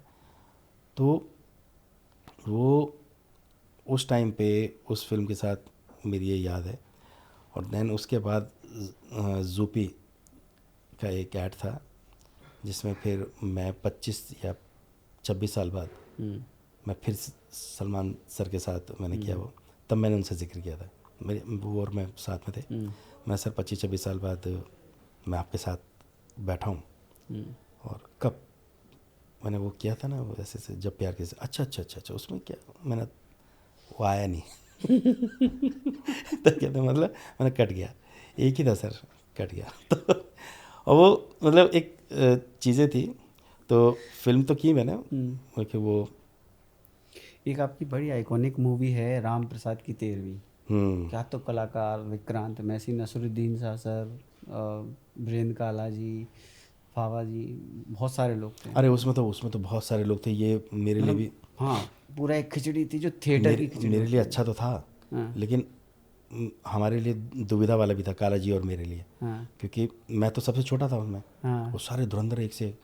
जहाँ कहीं अच्छा मुझे सीमा जी ने कहा था श्रीकांत, मैंने सीमा जी इसमें तो कुछ इतना कुछ करने के लिए है नहीं, कहती नहीं इम्प्रोवाइज़ करेंगे ना श्रीकांत। मैंने ठीक है, जब वहाँ पहुँचा तो कोई इम्प्रोवाइज़ करने ना दे, जैसे इम्प्रोवाइज़ करने के लिए कुछ करो, मैंने जी 5 मिनट में जो करना है कर लो। विनय जी क्या कहते, मैंने सर 5 मिनट में क्या कर लो, मैं सीमा जी की तरफ ऐसे देखता था, वो कहती थी वो भी कर लो देख लो। तो मैंने क्या कर पाएंगे। तो काला जी और मैं बड़ी मुश्किल से उनके बीच में से चीज़ें निकाल पाते थे। तो एक दो सीन हमने किए थे इम्प्रोवाइज। क्वेश्चन, क्या एक्सपीरियंस क्या रहता है एक, जैसे इतनी बड़ी आप देख रहे हो स्टार कास्ट है और सारे के सारे एक से एक धुरंधर जो आप बता रहे हो, तो एक्सपीरियंस कैसा रहता है एक नया बंदा मतलब जो घुसा है मूवी में, या चलो आप तो पुराने भी थे, आप तो थिएटर से थे, आजकल कास्टिंग बड़ी इजी हो गई है, कोई नया बंदा भी स्टेप इन करता है मूवी में आता है, तो एक नया बंदा आया है उसके साथ इतनी बड़ी फ्लीट है पूरी एक्टर्स की, तो क्या वो माइंडसेट होता है, कैसे करेगा बंदा उनके बीच में? नहीं देखो, उसमें तो एक समझदारी है एक्टर की। अगर नया एक्टर है और आप छोटे हो और बड़े आपके कर रहे हैं, तो वहाँ पर उसको ऐसे मौके को भुनाना चाहिए, ऐसे मौके पे आपको सीखना चाहिए।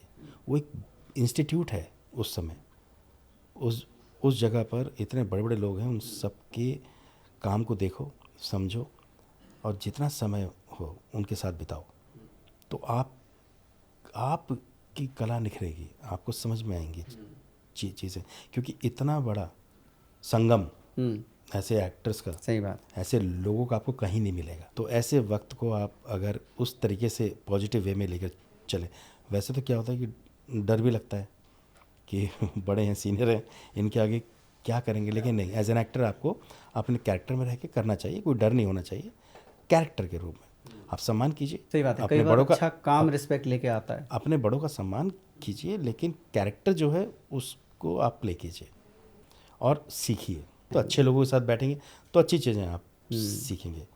तो मैं तो उसको मैंने अपॉर्चुनिटी जैसे लिया वैसे लिया और मुझे बहुत कुछ सीखने को मिला। अक्षय कुमार साहब जो है ना, ज़्यादातर टाइम हमने देखा है वो कपिल शर्मा शो पे भी जाएंगे तो जिसका शो है उसी को लपेट देते हैं पकड़ के उनकी एक तो उनकी कॉमिक टाइमिंग बहुत ज़बरदस्त है, और हाजिर जवाबी कह लें आप, कुछ भी कह लें, उनके साथ स्टेज पे सेट पे ये बोलना कि मेरा नाम याद करने में तो उनको 2 साल लग गए, तुम्हारा नाम बड़ा याद रहेगा उनको, या उनको बताऊं जाके, तो कुछ ऐसा हुआ आपके साथ, मज़े लिए नहीं, उन्होंने ये आपके? चीज़ होती है कि जब आप किसी स्टार के साथ काम करते हैं, हाँ तो वो स्टार जो होता है ना, आपने कहानी सुनी है रामायण में एक बाली? हाँ, बाली बाली में क्या खूबी थी? आधा बल सामने वाले का ले लेता है। था। तो वो स्टार जो है ना, आधा बल सामने वाला ले लेता है। अक्षय कुमार। मैं मतलब अक्षय कुमार जी नहीं क्या कह रहा मैं जो भी स्टार होता है, हाँ तो जो जैसे ही एक्टर पूरे कॉन्फिडेंस के साथ जाता है, लेकिन जैसे स्टार सामने होता है ना, उसका आधा बल तो गया, है ना, वो गया, आधा रह गया, तो आधे में बेचारा क्या कर पाएगा। ये चीज़ मुझे मालूम है, लेकिन एक समझदार एक्टर क्या करता है, वो आधे बल को जाने नहीं देता, वो अपना पूरा बल रखता है। जैसे राम जी ने छिप के मारा था ना, तो उसके सामने नहीं गए थे, वैसे ही थोड़ा सा बच के रहो, हल्का सा, उनसे बहस मत करो, उनके आगे ज़्यादा अपने आप को दिखाने की कोशिश मत करो, लेकिन चुपके से अपना काम कर जाओ, ठीक है। डायरेक्टर सब देख रहा होता है, डायरेक्टर को जो चाहिए वो अपने आप मिल जाता है, वो ले लेता है। वो डायरेक्टर ही कहेगा अगर उसे नहीं मिल रहा होगा, अगर अच्छा डायरेक्टर है तो इसीलिए मैं तो ये कहता हूँ कि रियल लाइफ में आप कैसे हो? जैसे उसमें मूवी हमने देखा है कि हर बार हो जाएगा, मैं करता हूँ, मैं फिक्स करता हूँ, डन है, मैं, आप चिंता मत करो। नहीं, वो तो कैरेक्टर था, वो तो कैरेक्टर था। मैं रियल लाइफ में कैसे हो आप? मैं कुछ और हूँ, मैं मतलब श्रीकांत ही हूँ। उसके लिए आपको फिर चुपके से मुझे बिग बॉस की तरह आपको शूट करना पड़ेगा। वैसे यहाँ भी मैं वही हूँ जो मैं हूँ। तो ऐसे फिक्सर नहीं है रियल लाइफ में कि सब फिक्स हो जाएगा, टेंशन मतलब? नहीं, ऐसा कुछ नहीं, मैं श्रीकांत की तरह ही हूँ, जैसा एक सिंपल जैसे लोग होते हैं, हमारे ये सब की तरह। बस। बाकी और ये आपने अक्षय कुमार सर की बात की, तो अक्षय कुमार सर के साथ काम करके मुझे बहुत अच्छा लगा, और इतने बेहतरीन मतलब इंसान है वो। हाँ, इंसान तो इतने बेहतरीन इंसान है, एक्टर तो हैं ही अच्छे, इंसान भी बहुत अच्छे हैं। उनके साथ मैंने जब केसरी की थी फर्स्ट टाइम, तो मैं वहाँ बैठा था, मॉनिटर था, तो जैसे ही वो आए मैं उठ गया था, मैं आइए सर, तो अरे नहीं प्लीज़ आप बैठो। वो खड़े रहे, तो बहुत देर तक उनसे देखा, हमने बातचीत हुई। तो उस टाइम पे मैंने ज़्यादा बात नहीं की थी। बाद में जब उन्होंने मेरे सीन्स वगैरह देखे होंगे तो उन्हें अच्छे लगे। फिर हमने सेकंड जॉली एलएलबी में किया, तो जॉली में क्या होता था कि अच्छा उसमें भी केसरी 2 में एक सीन था जो मैं इनको अरेस्ट करने जब जाता हूँ, तो उसमें क्या हुआ, अरेस्ट करके जब मैं लेके गया तो बाहर जाके उन्होंने कट जैसे आई आवाज़, अक्षय जी कहते सर यहाँ कुछ ये भी हो सकता था। मैंने हाँ हो सकता था, ये आप बोल देते ना बहुत अच्छा रहता। मैंने हाँ लेकिन अब तो एक मिनट को, अरे करण, हाँ सर चाह रहे हैं कि एक बार और शूट हो जाए। अच्छा। मैंने कहा चुप चुप। तो ऐसे करके उन्होंने दोबारा से शूट, फिर क्या हुआ? उसको रीशूट किया उसे, मतलब उसी सीन को हमने। हाँ। तो फिर हमने किया उसको वहाँ पर वो चीज़।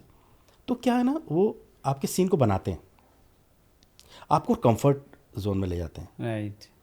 उनके साथ मुझे कभी कोई दिक्कत नहीं हुई, वैसे तो और किसी के साथ भी नहीं हुई, लेकिन इनके साथ मुझे बिल्कुल नहीं हुई, बेहतरीन। कभी नहीं। एक हर किसी के पीछे ना इंस्पिरेशन होती है, तो आपके लिए एक वो इस इंस्पिरेशन कौन सी थी कि भाई अब ये करना है, ये एक्टिंग में जाना है, कैसे? वो तो अंदर से थे, मैं मतलब मुझे कोई एक किसी बंदा ने आइकॉनिक नहीं था कि भाई अच्छा किसी को देख के जिसको लगा कि यार ऐसा बनना है, एक्टिंग करना नहीं है? नहीं, असल में क्या था कि मैं शुरू से जब मैं बहुत छोटा था तब से चित्रकला में मैं मतलब रमा हुआ था। मुझे कहीं भी कुछ भी दीवार पे कोयले से कुछ बना देना या पेन पेंसिल हाथ में आती थी तो कुछ भी मैं उकेर लेता था कुछ भी चीज़। तो धीरे धीरे धीरे करते करते करते करते वो सब चीज़ें चल रही थी। तो इसी बीच में मैंने जो बताया कि स्कूल में भी मैं करने लगा, एनुअल फंक्शंस में पार्टिसिपेट किया मैंने। अच्छा उसी बीच ये फिल्मों का और इसका जो इलेक्ट्रॉनिक मीडिया में ये सब करने का तब आया था जब मेरे कुछ दोस्तों ने थोड़ा सा मुझे मतलब एक एक कारण दे दिया था ये सब करने का। मैं उस समय थिएटर नहीं कर रहा था, रामलीलाएँ ही कर रहे थे हम लोग, बहुत सालों पहले की बात है। उस टाइम पे गलियों में रामलीलाएँ होती थी, है ना। तो कुछ छोटी छोटी सी संस्थाएं बच्चे बना लेते थे, तो उसमें बड़े भी शामिल होते थे। तो रामलीलाएँ के साथ साथ जन्माष्टमी पर भी छोटी छोटी सी कुछ वो मंदिर होता था कहीं पे, तो सजाया जाता था। तो इस टाइप की चीज़ों में हम लोगों ने एक संस्था बनाई हुई थी छोटी सी। तो उसके 4 लोग थे हम, 4 मेन थे। तो वहीं उसी टाइम पर एक केबल टीवी आया था, केबल या ये वीडियो ये सब चाहा था, डिश टीवी 90s 80s की छत्ते बात, वाला, हाँ बड़े छत्ते वाला 80s की हाँ। ये। तो मोहल्ले में वो या इलाके में आपके वो सब चीज़ें चलती थी, फिल्में आती थी या कुछ भी होता था। तो उस पर वो बंदा जो मेन जो उसका जो ऑपरेटर था, वो कुछ भी चलाता था तो पूरे इलाके में आता था वो। तो उसने वो हमारे किसी एक लड़के का भाई था, उसने कहा मैं शूट करूँगा और आप लोग ना एक संदेश देना पूरे मोहल्ले को, पूरे इलाके को, कि आप लोगों को जन्माष्टमी की बहुत बहुत शुभकामनाएं और ऐसे हम वो लोग। आ तो जाएगा। क्या तुम लोग ना दिखाई दोगे पर्दे पर। तो पर्दे पर दिखना, टीवी पर आना बहुत बड़ी बात थी हमारे लिए। मैंने ठीक है मैं तैयार हो के आता हूँ। तो मैं जैसे मैं पहुँचा तैयार हो गए, तो मैंने हाँ चलो, कहते नहीं वो तो हमने कर लिया। मैं कर लिया मतलब मैं मेरे भी ना, हाँ यार ये तो गलत बात है। तो कह ठीक है तू एक काम कर, तू ना समापन का बोल देना, एंड का, कि आप लोग सब आए और धन्यवाद आपका, ऐसे से कुछ एक स्पीच लिख लो।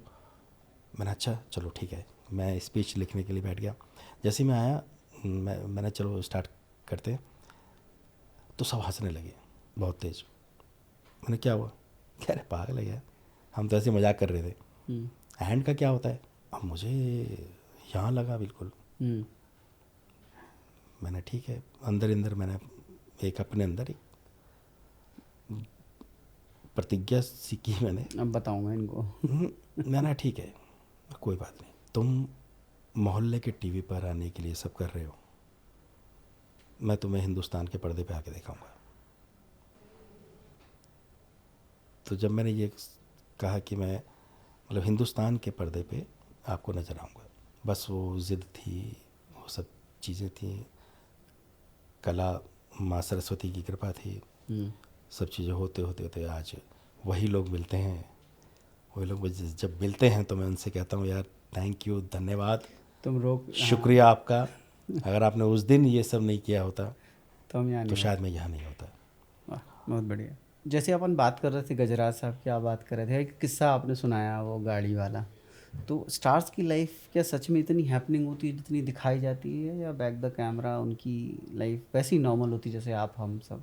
आप हम सब जैसे हम लोग हैं तो अलग अलग हैं। जैसे स्टार्स तो अलग होते हैं, एक्टर्स का अलग है। स्टार्स को तो मैं मतलब हम लोग जो देखते हैं वो परफॉर्मर, जो उनकी और भी अलग लाइफ होती है हर तरीके से, तो स्टार की तरह उनका अलग रहन सहन और वो है।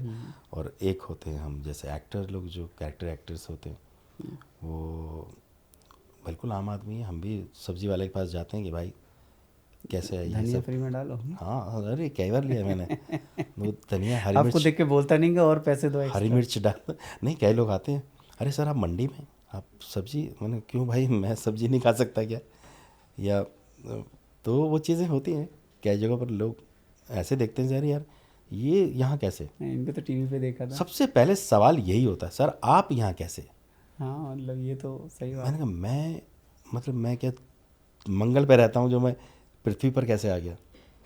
तो ऐसा लोगों के मन में आता है।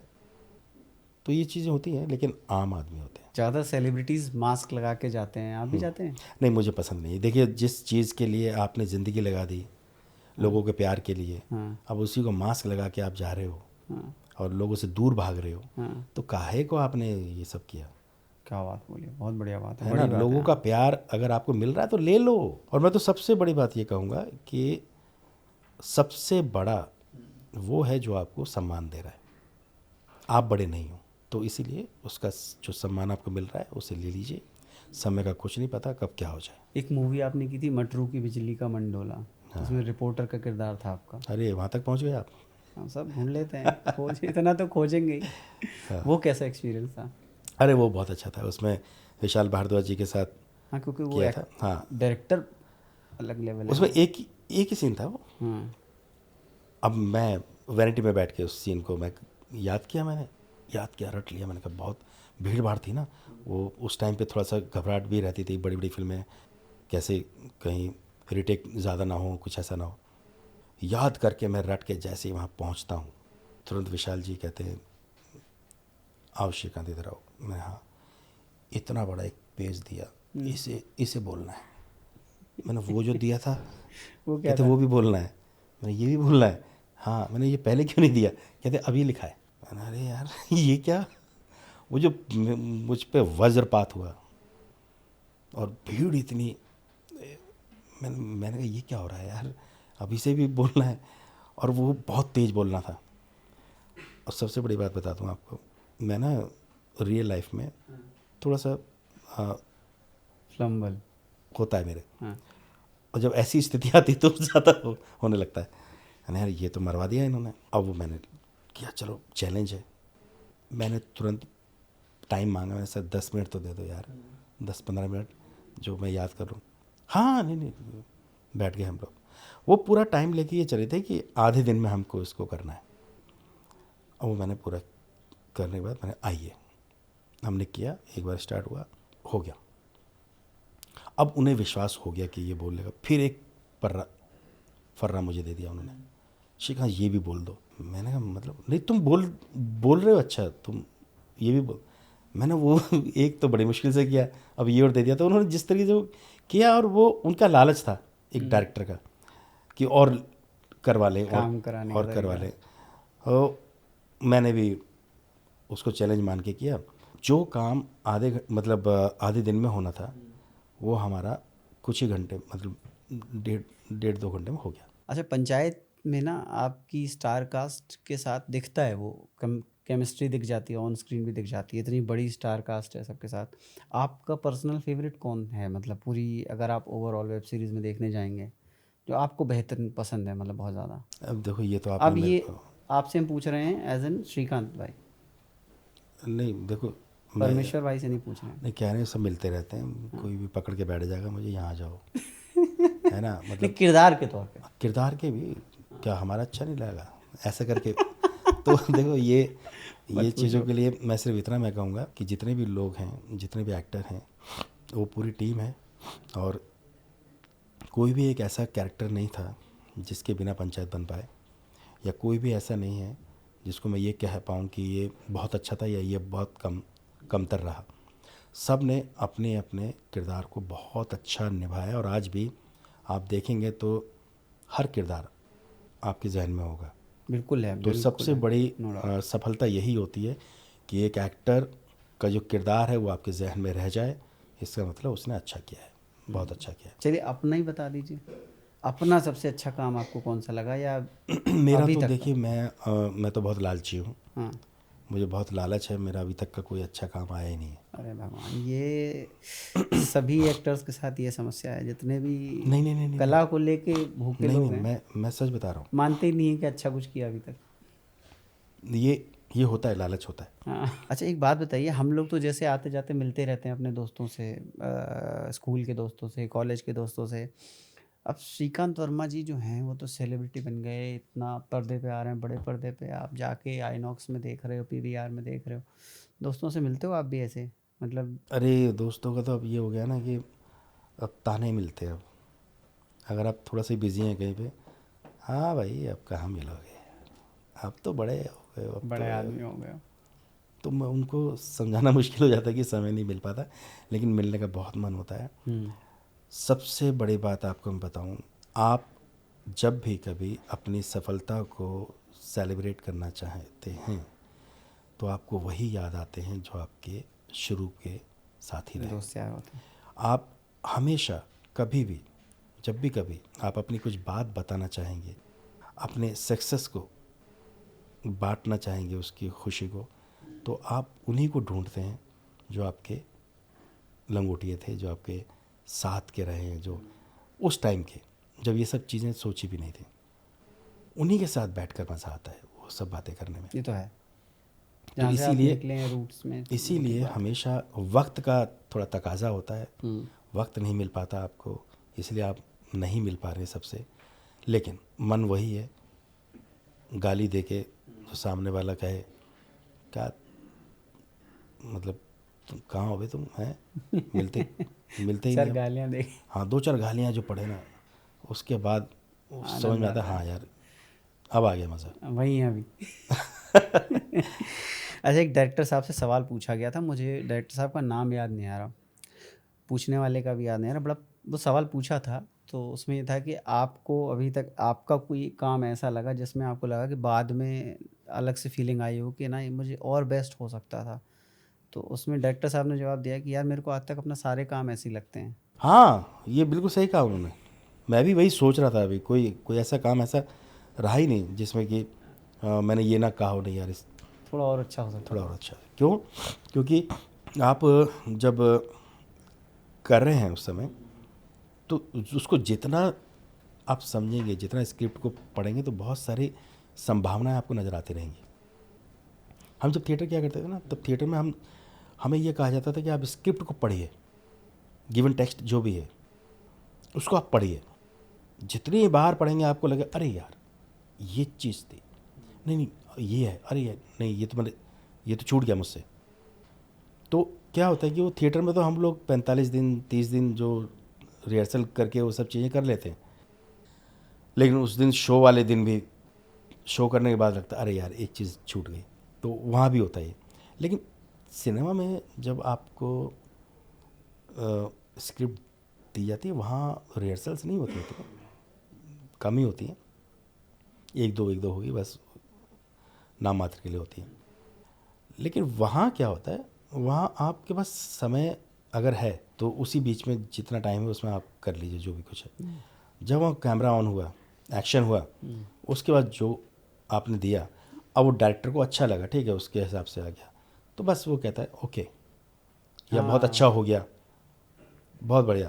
लेकिन आपके अंदर चल रहा होता है, फिर जब आप बैठते हैं अरे यार ये रह गया, थोड़ा सा ये हो जाता है और मज़ा आ जाता है। तो ये हमेशा रहता है, ठीक बात है। ये कभी जाएगा नहीं है। अच्छा आप जब, एक तो हो गया कि सिद्धि प्रसिद्धि पैसा सब अब आने लग रहा है, तो एक पुराने श्रीकांत जो स्कूल टाइम के, कॉलेज टाइम के सपने होते हैं ना अपने कि अपन ये खरीदेंगे, तो आपने क्या पैसे आने के बाद सबसे पहले अपनी मुराद पूरी की?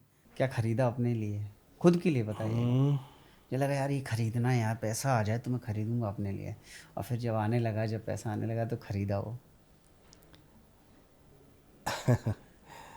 ऐसा तो कुछ नहीं, पहले होता है, देखिए क्या होता है ना, आपके दिमाग में होता है कि जब ऐसा कुछ होगा तो मैं ये करूँगा, मैं वो करूँगा, लेकिन बाद में जाके ना, असल में जब सोचा था और जब मिला, उसके बीच में इतना गैप हो गया तक वो कि ख्वाहिशें वो मर गई। ख्वाहिशें ही मर गई, वो ख़त्म हो ठीक गई। बात, ये तो सही है, होता है, ऐसे ही होता है, जब आपके पास होता है तब इच्छा मर जाती है। सही बात। कहीं एक एक जगह मैंने भी ये बोला था, और मेरे को बड़ी अच्छी सेइंग भी लगती है, मैं बार बार इस चीज़ को बोलता हूँ, शायद दूसरी बार बोल रहा हूँ, कि जब कुछ ना हो तो भाव सताता है, और जब कुछ हो तो अभाव सताता है, और जब सब कुछ हो तो स्वभाव सताता है। बिल्कुल बिल्कुल, ये तो सब ये ऐसे में चीज़ जाता है ये बिल्कुल। चीज़। मिर्ज़ापुर में आप जो है ना, एक बहुत ऐसे कंपेनियन, डेडली कंपेनियन है, जहाँ से कुछ बात है दोनों तरफ से कट्टा निकाला अलग। हम्म। तो हाँ, वो ये इसका माचो सीन तो माचो बताओ, मैन, माचो मैन, हाँ। वो वो भी एक अलग था। उसमें भी अनमोल कास्टिंग पे, ये भी उसी टाइम की बात है जब वो चल रहा था अपना, 4-5 वेब सीरीज़ आई थी उस समय, शुरुआती हुआ था। इसमें गालियाँ बहुत थी, अरे भर भर। कुछ सीन्स ऐसे थे, तो जिस वजह से मैं थोड़ा सा दूर भाग रहा था, मैंने मना कर दिया था। तो मैं मतलब कर नहीं रहा था इसको। तो अचानक मुझे आराम नगर में मैं जा रहा था, तो रास्ते में अनमोल मुझे मिला। अनमोल ने कहा ऐसे, सर क्या यार कर लो ना उसे। मैंने, भाई उसमें मुझे गालियाँ बहुत हैं, और दूसरा उसने जब मुझे कहा कि आप कर लीजिए ना सर, बहुत अच्छा कैरेक्टर है, मैंने, यार देखो इसमें एक तो गालियाँ बहुत है इस टाइप के, और वेब सीरीज़ में ये, प्लीज़ सर बहुत अच्छा कैरेक्टर, आपके उसमें कैरेक्टर में इतनी गालियाँ नहीं हैं, ऐसा नहीं है, वो अलग ट्रैक है। मैंने अच्छा, मैं, लेकिन फिर वो दूसरी बात कुछ इकोनॉमिक, तो मैंने पैसे वैसे का भी, कहते हैं हाँ सर वो ऐसे से है, आप वो जो ईपी, जो दम लगा के ऐशा, मैंने एक फ़िल्म की थी, उसमें वो असिस्टेंट, चीफ असिस्टेंट डायरेक्टर थे, और वो फिर इसके मिर्ज़ापुर के ईपी भी थे। और तो अब्बास, तो अब्बास इसको वो देख रहे हैं, मैंने अब्बास अच्छा, तो हाँ उनसे बात हुई, तो अब्बास ने, अरे सर आप आइए ना, करते हैं इसको। तो यहाँ पे मैंने कहा चलो यार टीम अच्छी है, सब लोग, ये सब हो रहा है, और सारी मेरे हिसाब से चीज़ें चल रही हैं, गालियाँ भी जो मैं सोच रहा था कि नहीं करने, कर लिया। जो जो चीज़ें मैंने मना की ना, वो सब कराएं। उसी की वजह से मुझे मतलब लोगों ने जाना। उस सीन में नोटिस हुआ। नहीं नहीं, जैसे मैंने पंचायत के लिए वैसे किया, और भी बहुत सारी वेब सीरीज़ नहीं करना चाहता था मैं, जबकि आज की डेट में वेब सीरीज़ से ही जाना चाहता हूँ। हाँ, फिल्म्स सही में बात है। इतना नहीं जितना वेब सीरीज़ पर हुआ है। तो अब जो प्रोजेक्ट आपको आएंगे, आप मना करेंगे वही करिए। नहीं नहीं नहीं, मुझे तो ये लगता है कि डेस्टिनी है, आपको क्या मिलना है और किसके ज़रिए मिलना है, सब लिखा हुआ है, आप कुछ नहीं है, और आपको घुमा फिरा के वहीं ले आती है डेस्टिनी। उसमें गुड्डू भैया का किरदार में तो आप देखें, वो एक डायलॉग ही इतना फेमस है, फलाना मत हाँ फुलाओ, फलाना कर देंगे बिल्कुल, तुम्हारी नहीं, वो। मिर्ज़ापुर एक बहुत ही अच्छी वेब सीरीज़ लोगों में बहुत फेमस हुई थी, और पंकज त्रिपाठी को भी इसने एक अलग मुकाम पे अलग पहुंचा मुकाम दिया, पे बिल्कुल। पहुंचा अरे दिया था। कालीन भैया और का किरदार गजब। मतलब उस टाइम पे इसका एक भौकाल था, पागलपन, क्रेज, क्रेज़ था। क्रेज। तो मुझे लगा कि करना चाहिए, ऐसी चीज़ों से जुड़ना चाहिए, फिर मैं जुड़ गया था। लेकिन इसमें कैरेक्टर बहुत अच्छा था, बहुत ही प्यारा कैरेक्टर था, और वो उसकी कुछ इच्छाएं हैं छोटी छोटी, वो पूरी करना चाहता है, लेकिन नहीं हो पा रही है। भांजे से बहुत प्यार है एक से, तो इस टाइप का एक किरदार जिसके अंदर वेरिएशन है, शेड्स हैं। और हाँ, एक बार हुआ था इसमें, एक घटना घटी थी, मुझे नहीं मालूम था कि ये मर जाएगा। अच्छा। लास्ट में जब मुझे बताया गया ना कि सर ये मर जाएगा, मरना है कल आपको, तो मुझे लगा, मैंने ऐसे कैसे, मैं नहीं मरूंगा। तो डॉक्टर ने कहा गुरु ने कहा अरे नहीं सर, अब मरना तो है ना इसमें। मैंने नहीं, मैं नहीं मरूंगा यार, तुमने बताया क्यों नहीं मुझे पहले। कहते नहीं सर, वो असल में क्या है ना, ऐसा होगा कि पता नहीं चल पाएगा कौन मरा कौन नहीं मरा, लेकिन बाद में हम आपको मार रहे हैं। अरे मैं मार के उन्हें भगा दो यार, तो जिससे आगे की पॉसिबिलिटी बनी रहे कि नहीं सर, जो ज़्यादा लोगों के उसमें किक आएगी वो लोग पसंद करने लगते ना, जो उसको हम ना मार देते हैं तुरंत, यही इसकी खासियत है। मैंने यार, तो क्या हुआ था, मैंने 2 प्रोजेक्ट लिए थे तब मरा था मैं। मैंने बोला था कि उनको जो राइटर हैं, घूस में 2 प्रोजेक्ट राइटर हैं जो क्या नाम था उनका, वो अपने इसके जो मिर्ज़ापुर के जो राइटर हैं, उन्होंने मुझे उन्हीं की ही लिखी हुई थी, त्रिभुवन मिश्रा। अच्छा, सीए सीए टॉपर। अच्छा हाँ। तो ये फिर उन्होंने कहा था सर हम काम करेंगे, आप मर जाओ, हाँ, बस मर आगे जाओ। बहुत अच्छा काम करेंगे। मैंने ठीक है, पक्का पक्का, चलिए। तो ये एक अच्छी वेब सीरीज़ रही और उससे बहुत अच्छा वो नाम हुआ, लोगों ने मुझे पसंद किया। एक आप वो बोल रहे थे जब अपने एक्सप्रेशन की, आप बोल रहे थे ना कि एक शब्द को कितने एक्सप्रेशन में डाल सकते हैं आप, अभी हम जब बात कर रहे थे तो मेरे को दीपक भाई का याद आ जाता है। दीपक डोबरियाल जो हैं, वो बोलते हैं तेरी माँ का, अलग अलग प्रकार से बोलते हैं उसको। हाँ, वो मैं अभी भी जो बच्चे होते हैं ना, जो आ रहे हैं थिएटर में या एक्टिंग लाइन में, मैं उनसे यही कहता हूँ कि डायलॉग्स मत याद करो, हाँ डायलॉग्स शब्द हैं, हाँ, आप एक्सप्रेशन। फीलिंग्स के ऊपर काम करो अपने अंदर। ठीक। तो जो फीलिंग्स होती है ना, वो आपको वेरिएशन देती हैं। किसी एक शब्द को, शब्द क्या है, शब्द कुछ नहीं है, सही बात है, वो फील है जो उसको फील है। जीने आप में वो उसमें करते जो फील आपने भरा वही आपने महसूस किया। मैं आपको जो फीलिंग्स अपनी जो बताना चाहूँगा, वो शब्दों के ज़रिए उस फीलिंग को आप तक पहुँचा रहा हूँ।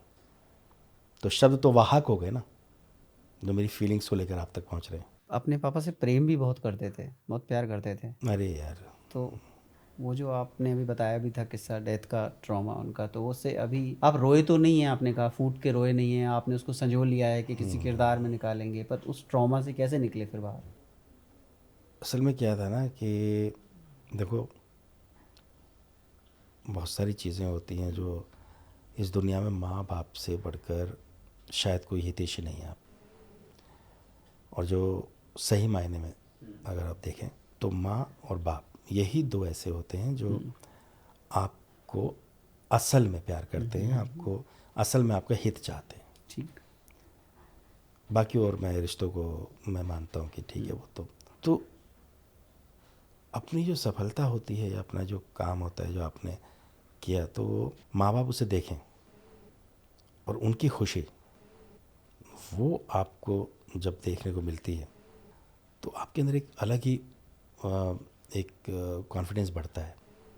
आपको लगता है कि हाँ, मैंने जो ये चाहते थे कि हमारे बच्चे आगे बढ़े, माँ बाप चाहते हैं ये चीज़, तो मैंने वो करके दिखाया है, मैंने किया है। तो वो नहीं हो पाया। मम्मी 2007 में चली गई थी, उस टाइम पे तब नहीं था कुछ ऐसा। पापा 2013 में वो भी मतलब नहीं देख पाए।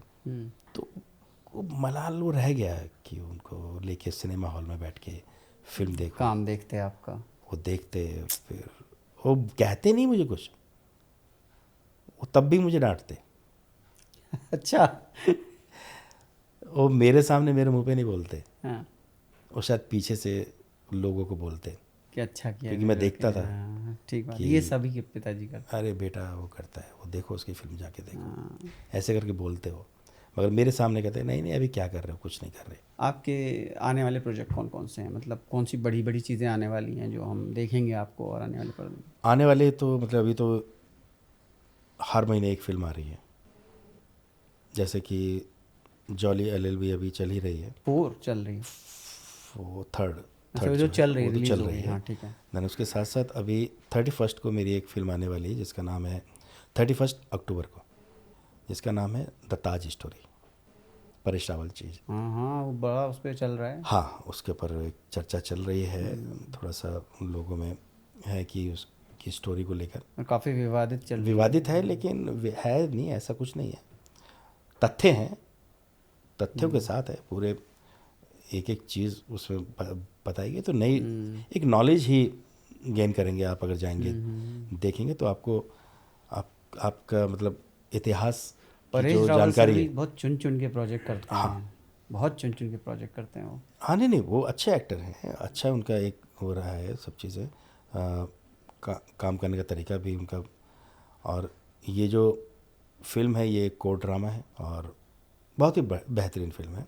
इसके अंदर कोई ऐसा नहीं कि किसी को ठेस पहुंची या कुछ ऐसा, वो तो लोग ठेस अपने आप को पहुंचा लेते हैं, है ना। वो तो किसी भी चीज़ को लेकर कोई भी चीज़ हो सकती है, वो तो अलग बात है, वो नज़रिया है सबका। दूसरी इसके बाद एक फिल्म आने वाली है मेरी, राम प्रसाद नहीं, वो दुर्लभ प्रसाद की दूसरी शादी, जिसमें संजय मिश्रा हैं, मैं हूँ, व्योम करके एक लड़का है। दूसरी शादी किसकी हो रही है उसमें? अब ये तो देखोगे आप, ये मैं नहीं बताऊंगा अभी। और बहुत ही बेहतरीन फिल्म है। अच्छा, कॉमेडी है, कॉमेडी का मतलब एक अच्छा हास्य है उसके अंदर, और स्टोरी लाइन बहुत अच्छी है उसकी। ठीक। एक उसके बाद आएगी किस किस को प्यार करूं 2, कपिल शर्मा। कपिल के साथ भी अच्छा एक एक्सपीरियंस रहा, बहुत अच्छे इंसान है, बहुत अच्छे एक्टर भी हैं। तो मतलब इस तरीके से हर महीने आपको एक के ना एक कोई प्रोजेक्ट देखने को मिलेगा, और ऐड तो लगातार चल ही रहे हैं। गुरुजी प्यार हुआ आपको कभी किसी से?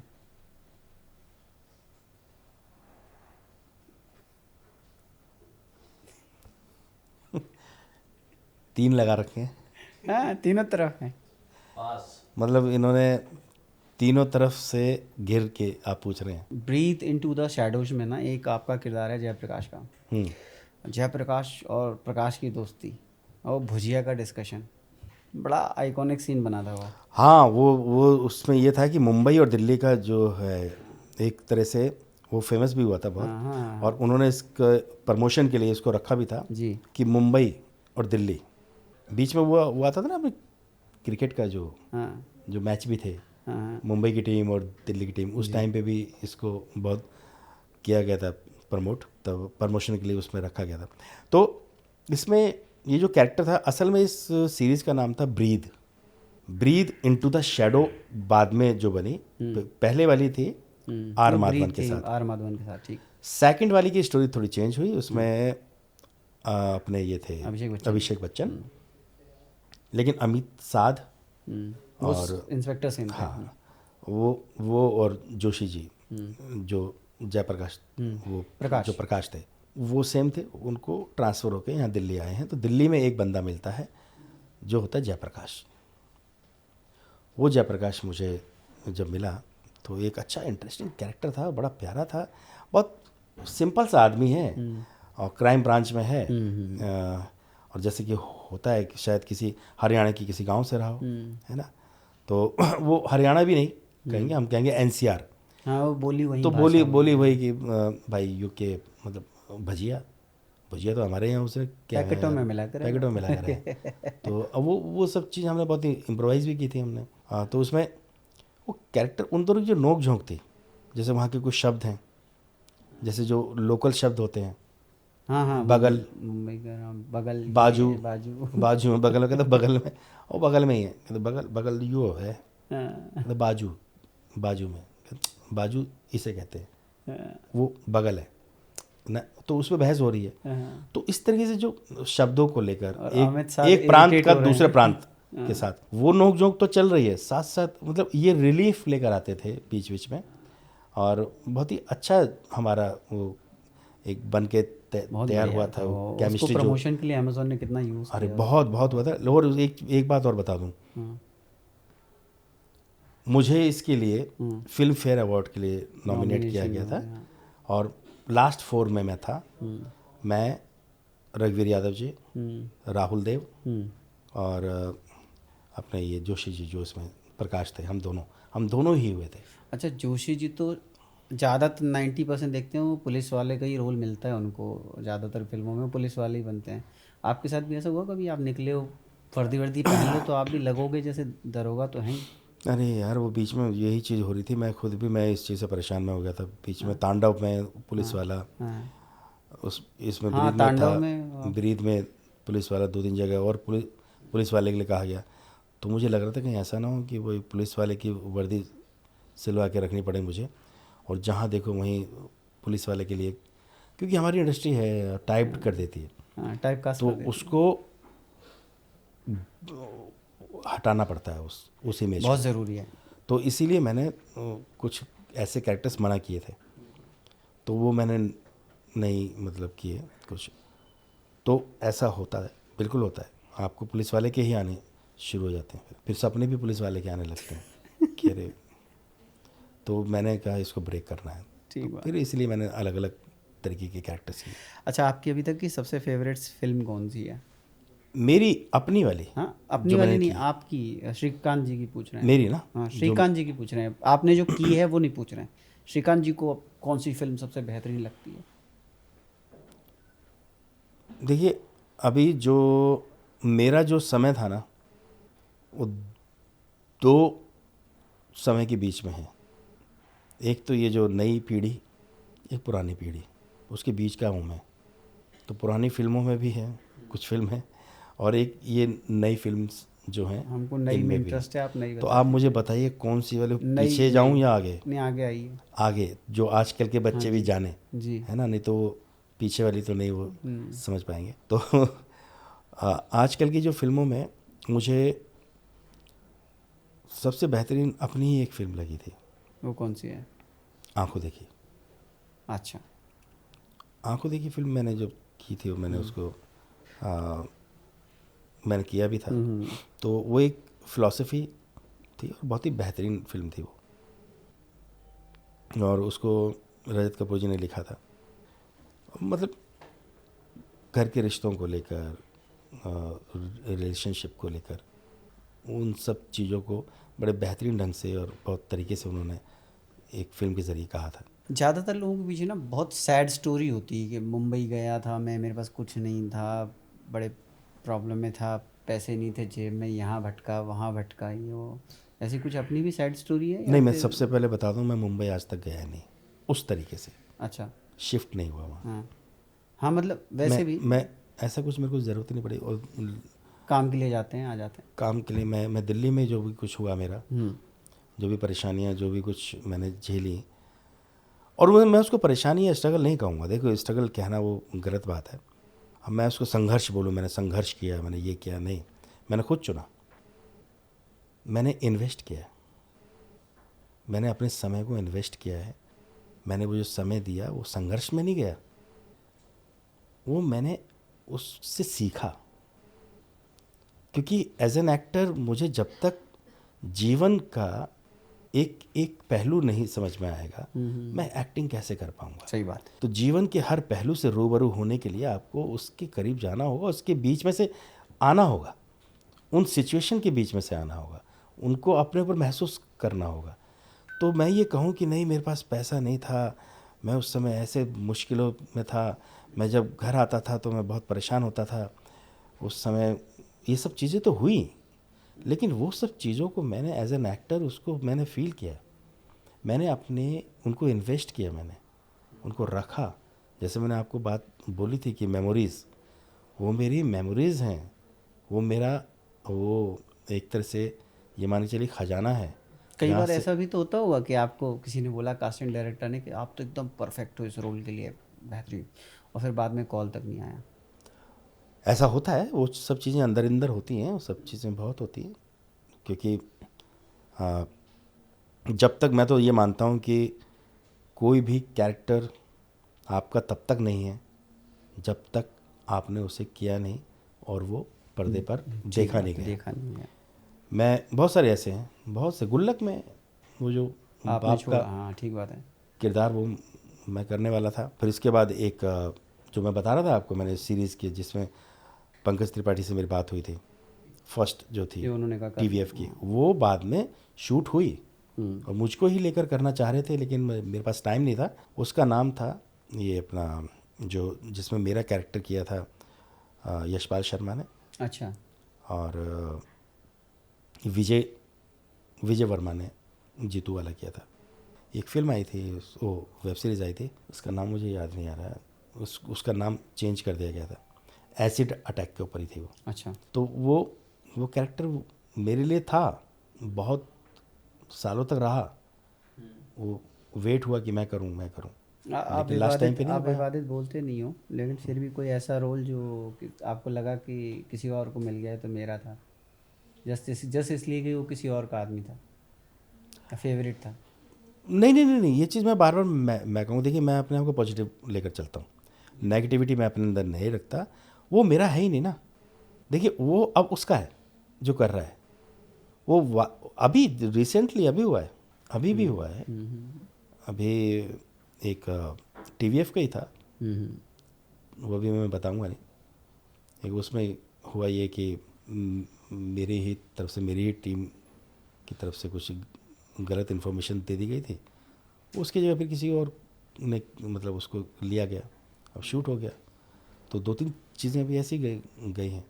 तो उसमें क्या होता है ना कि आप मान के क्यों चल रहे हैं कि मेरा है, तब मानिए जब वो आपके हाथ में हो, जब आप उसे कर चुके हों, आप लोग देख चुके हों, तब आपका है। अच्छा, बचपन का कोई अजीब सा निक नेम आपका रैपिड फायर है अभी आपके? बॉबी। बॉबी, ये कहाँ अजीब सा हुआ? ये तो बॉबी फिल्म आई थी उसके बाद, तो नॉर्मल है। उस टाइम पे लोगों ने, सोशल मीडिया पे आप ज़्यादा एक्टिव तो रहते नहीं हो? हाँ ये बिल्कुल सही तो कह रहे हैं। कोई अभी मैसेज वैसेज आते हैं आपको कुछ सोशल मीडिया पे? इंस्टा चेक करते हैं तो मैसेज बहुत आते हैं, मतलब कुछ ऐसे भी आते फनी हैं मैसेज? फनी। अरे किसी ने तो मुझे मतलब मैसेज किया, फिर उसके बाद मुझे जब देखा कि मैं हाँ ऑनलाइन हूँ, उसने फ़ोन कर दिया मुझे, और मैं नहा के निकला था। नंबर कहाँ से ले गए? पता नहीं कहाँ से, मैं नहा के निकला, नहा के जैसे ही मैं आया हूँ, मैं होटल में था उस टाइम पे, आगे से टॉवल बांधे हुए थे मैंने, और मैं जैसे आया, मैंने जल्दबाजी में उठा लिया फ़ोन की तरह, जैसे उठाया वो वीडियो कॉल थी। अरे भाई, मैंने अगर उधर से आवाज़, बस चेहरा दिखा हो गए, मैंने झट से काटा उसे।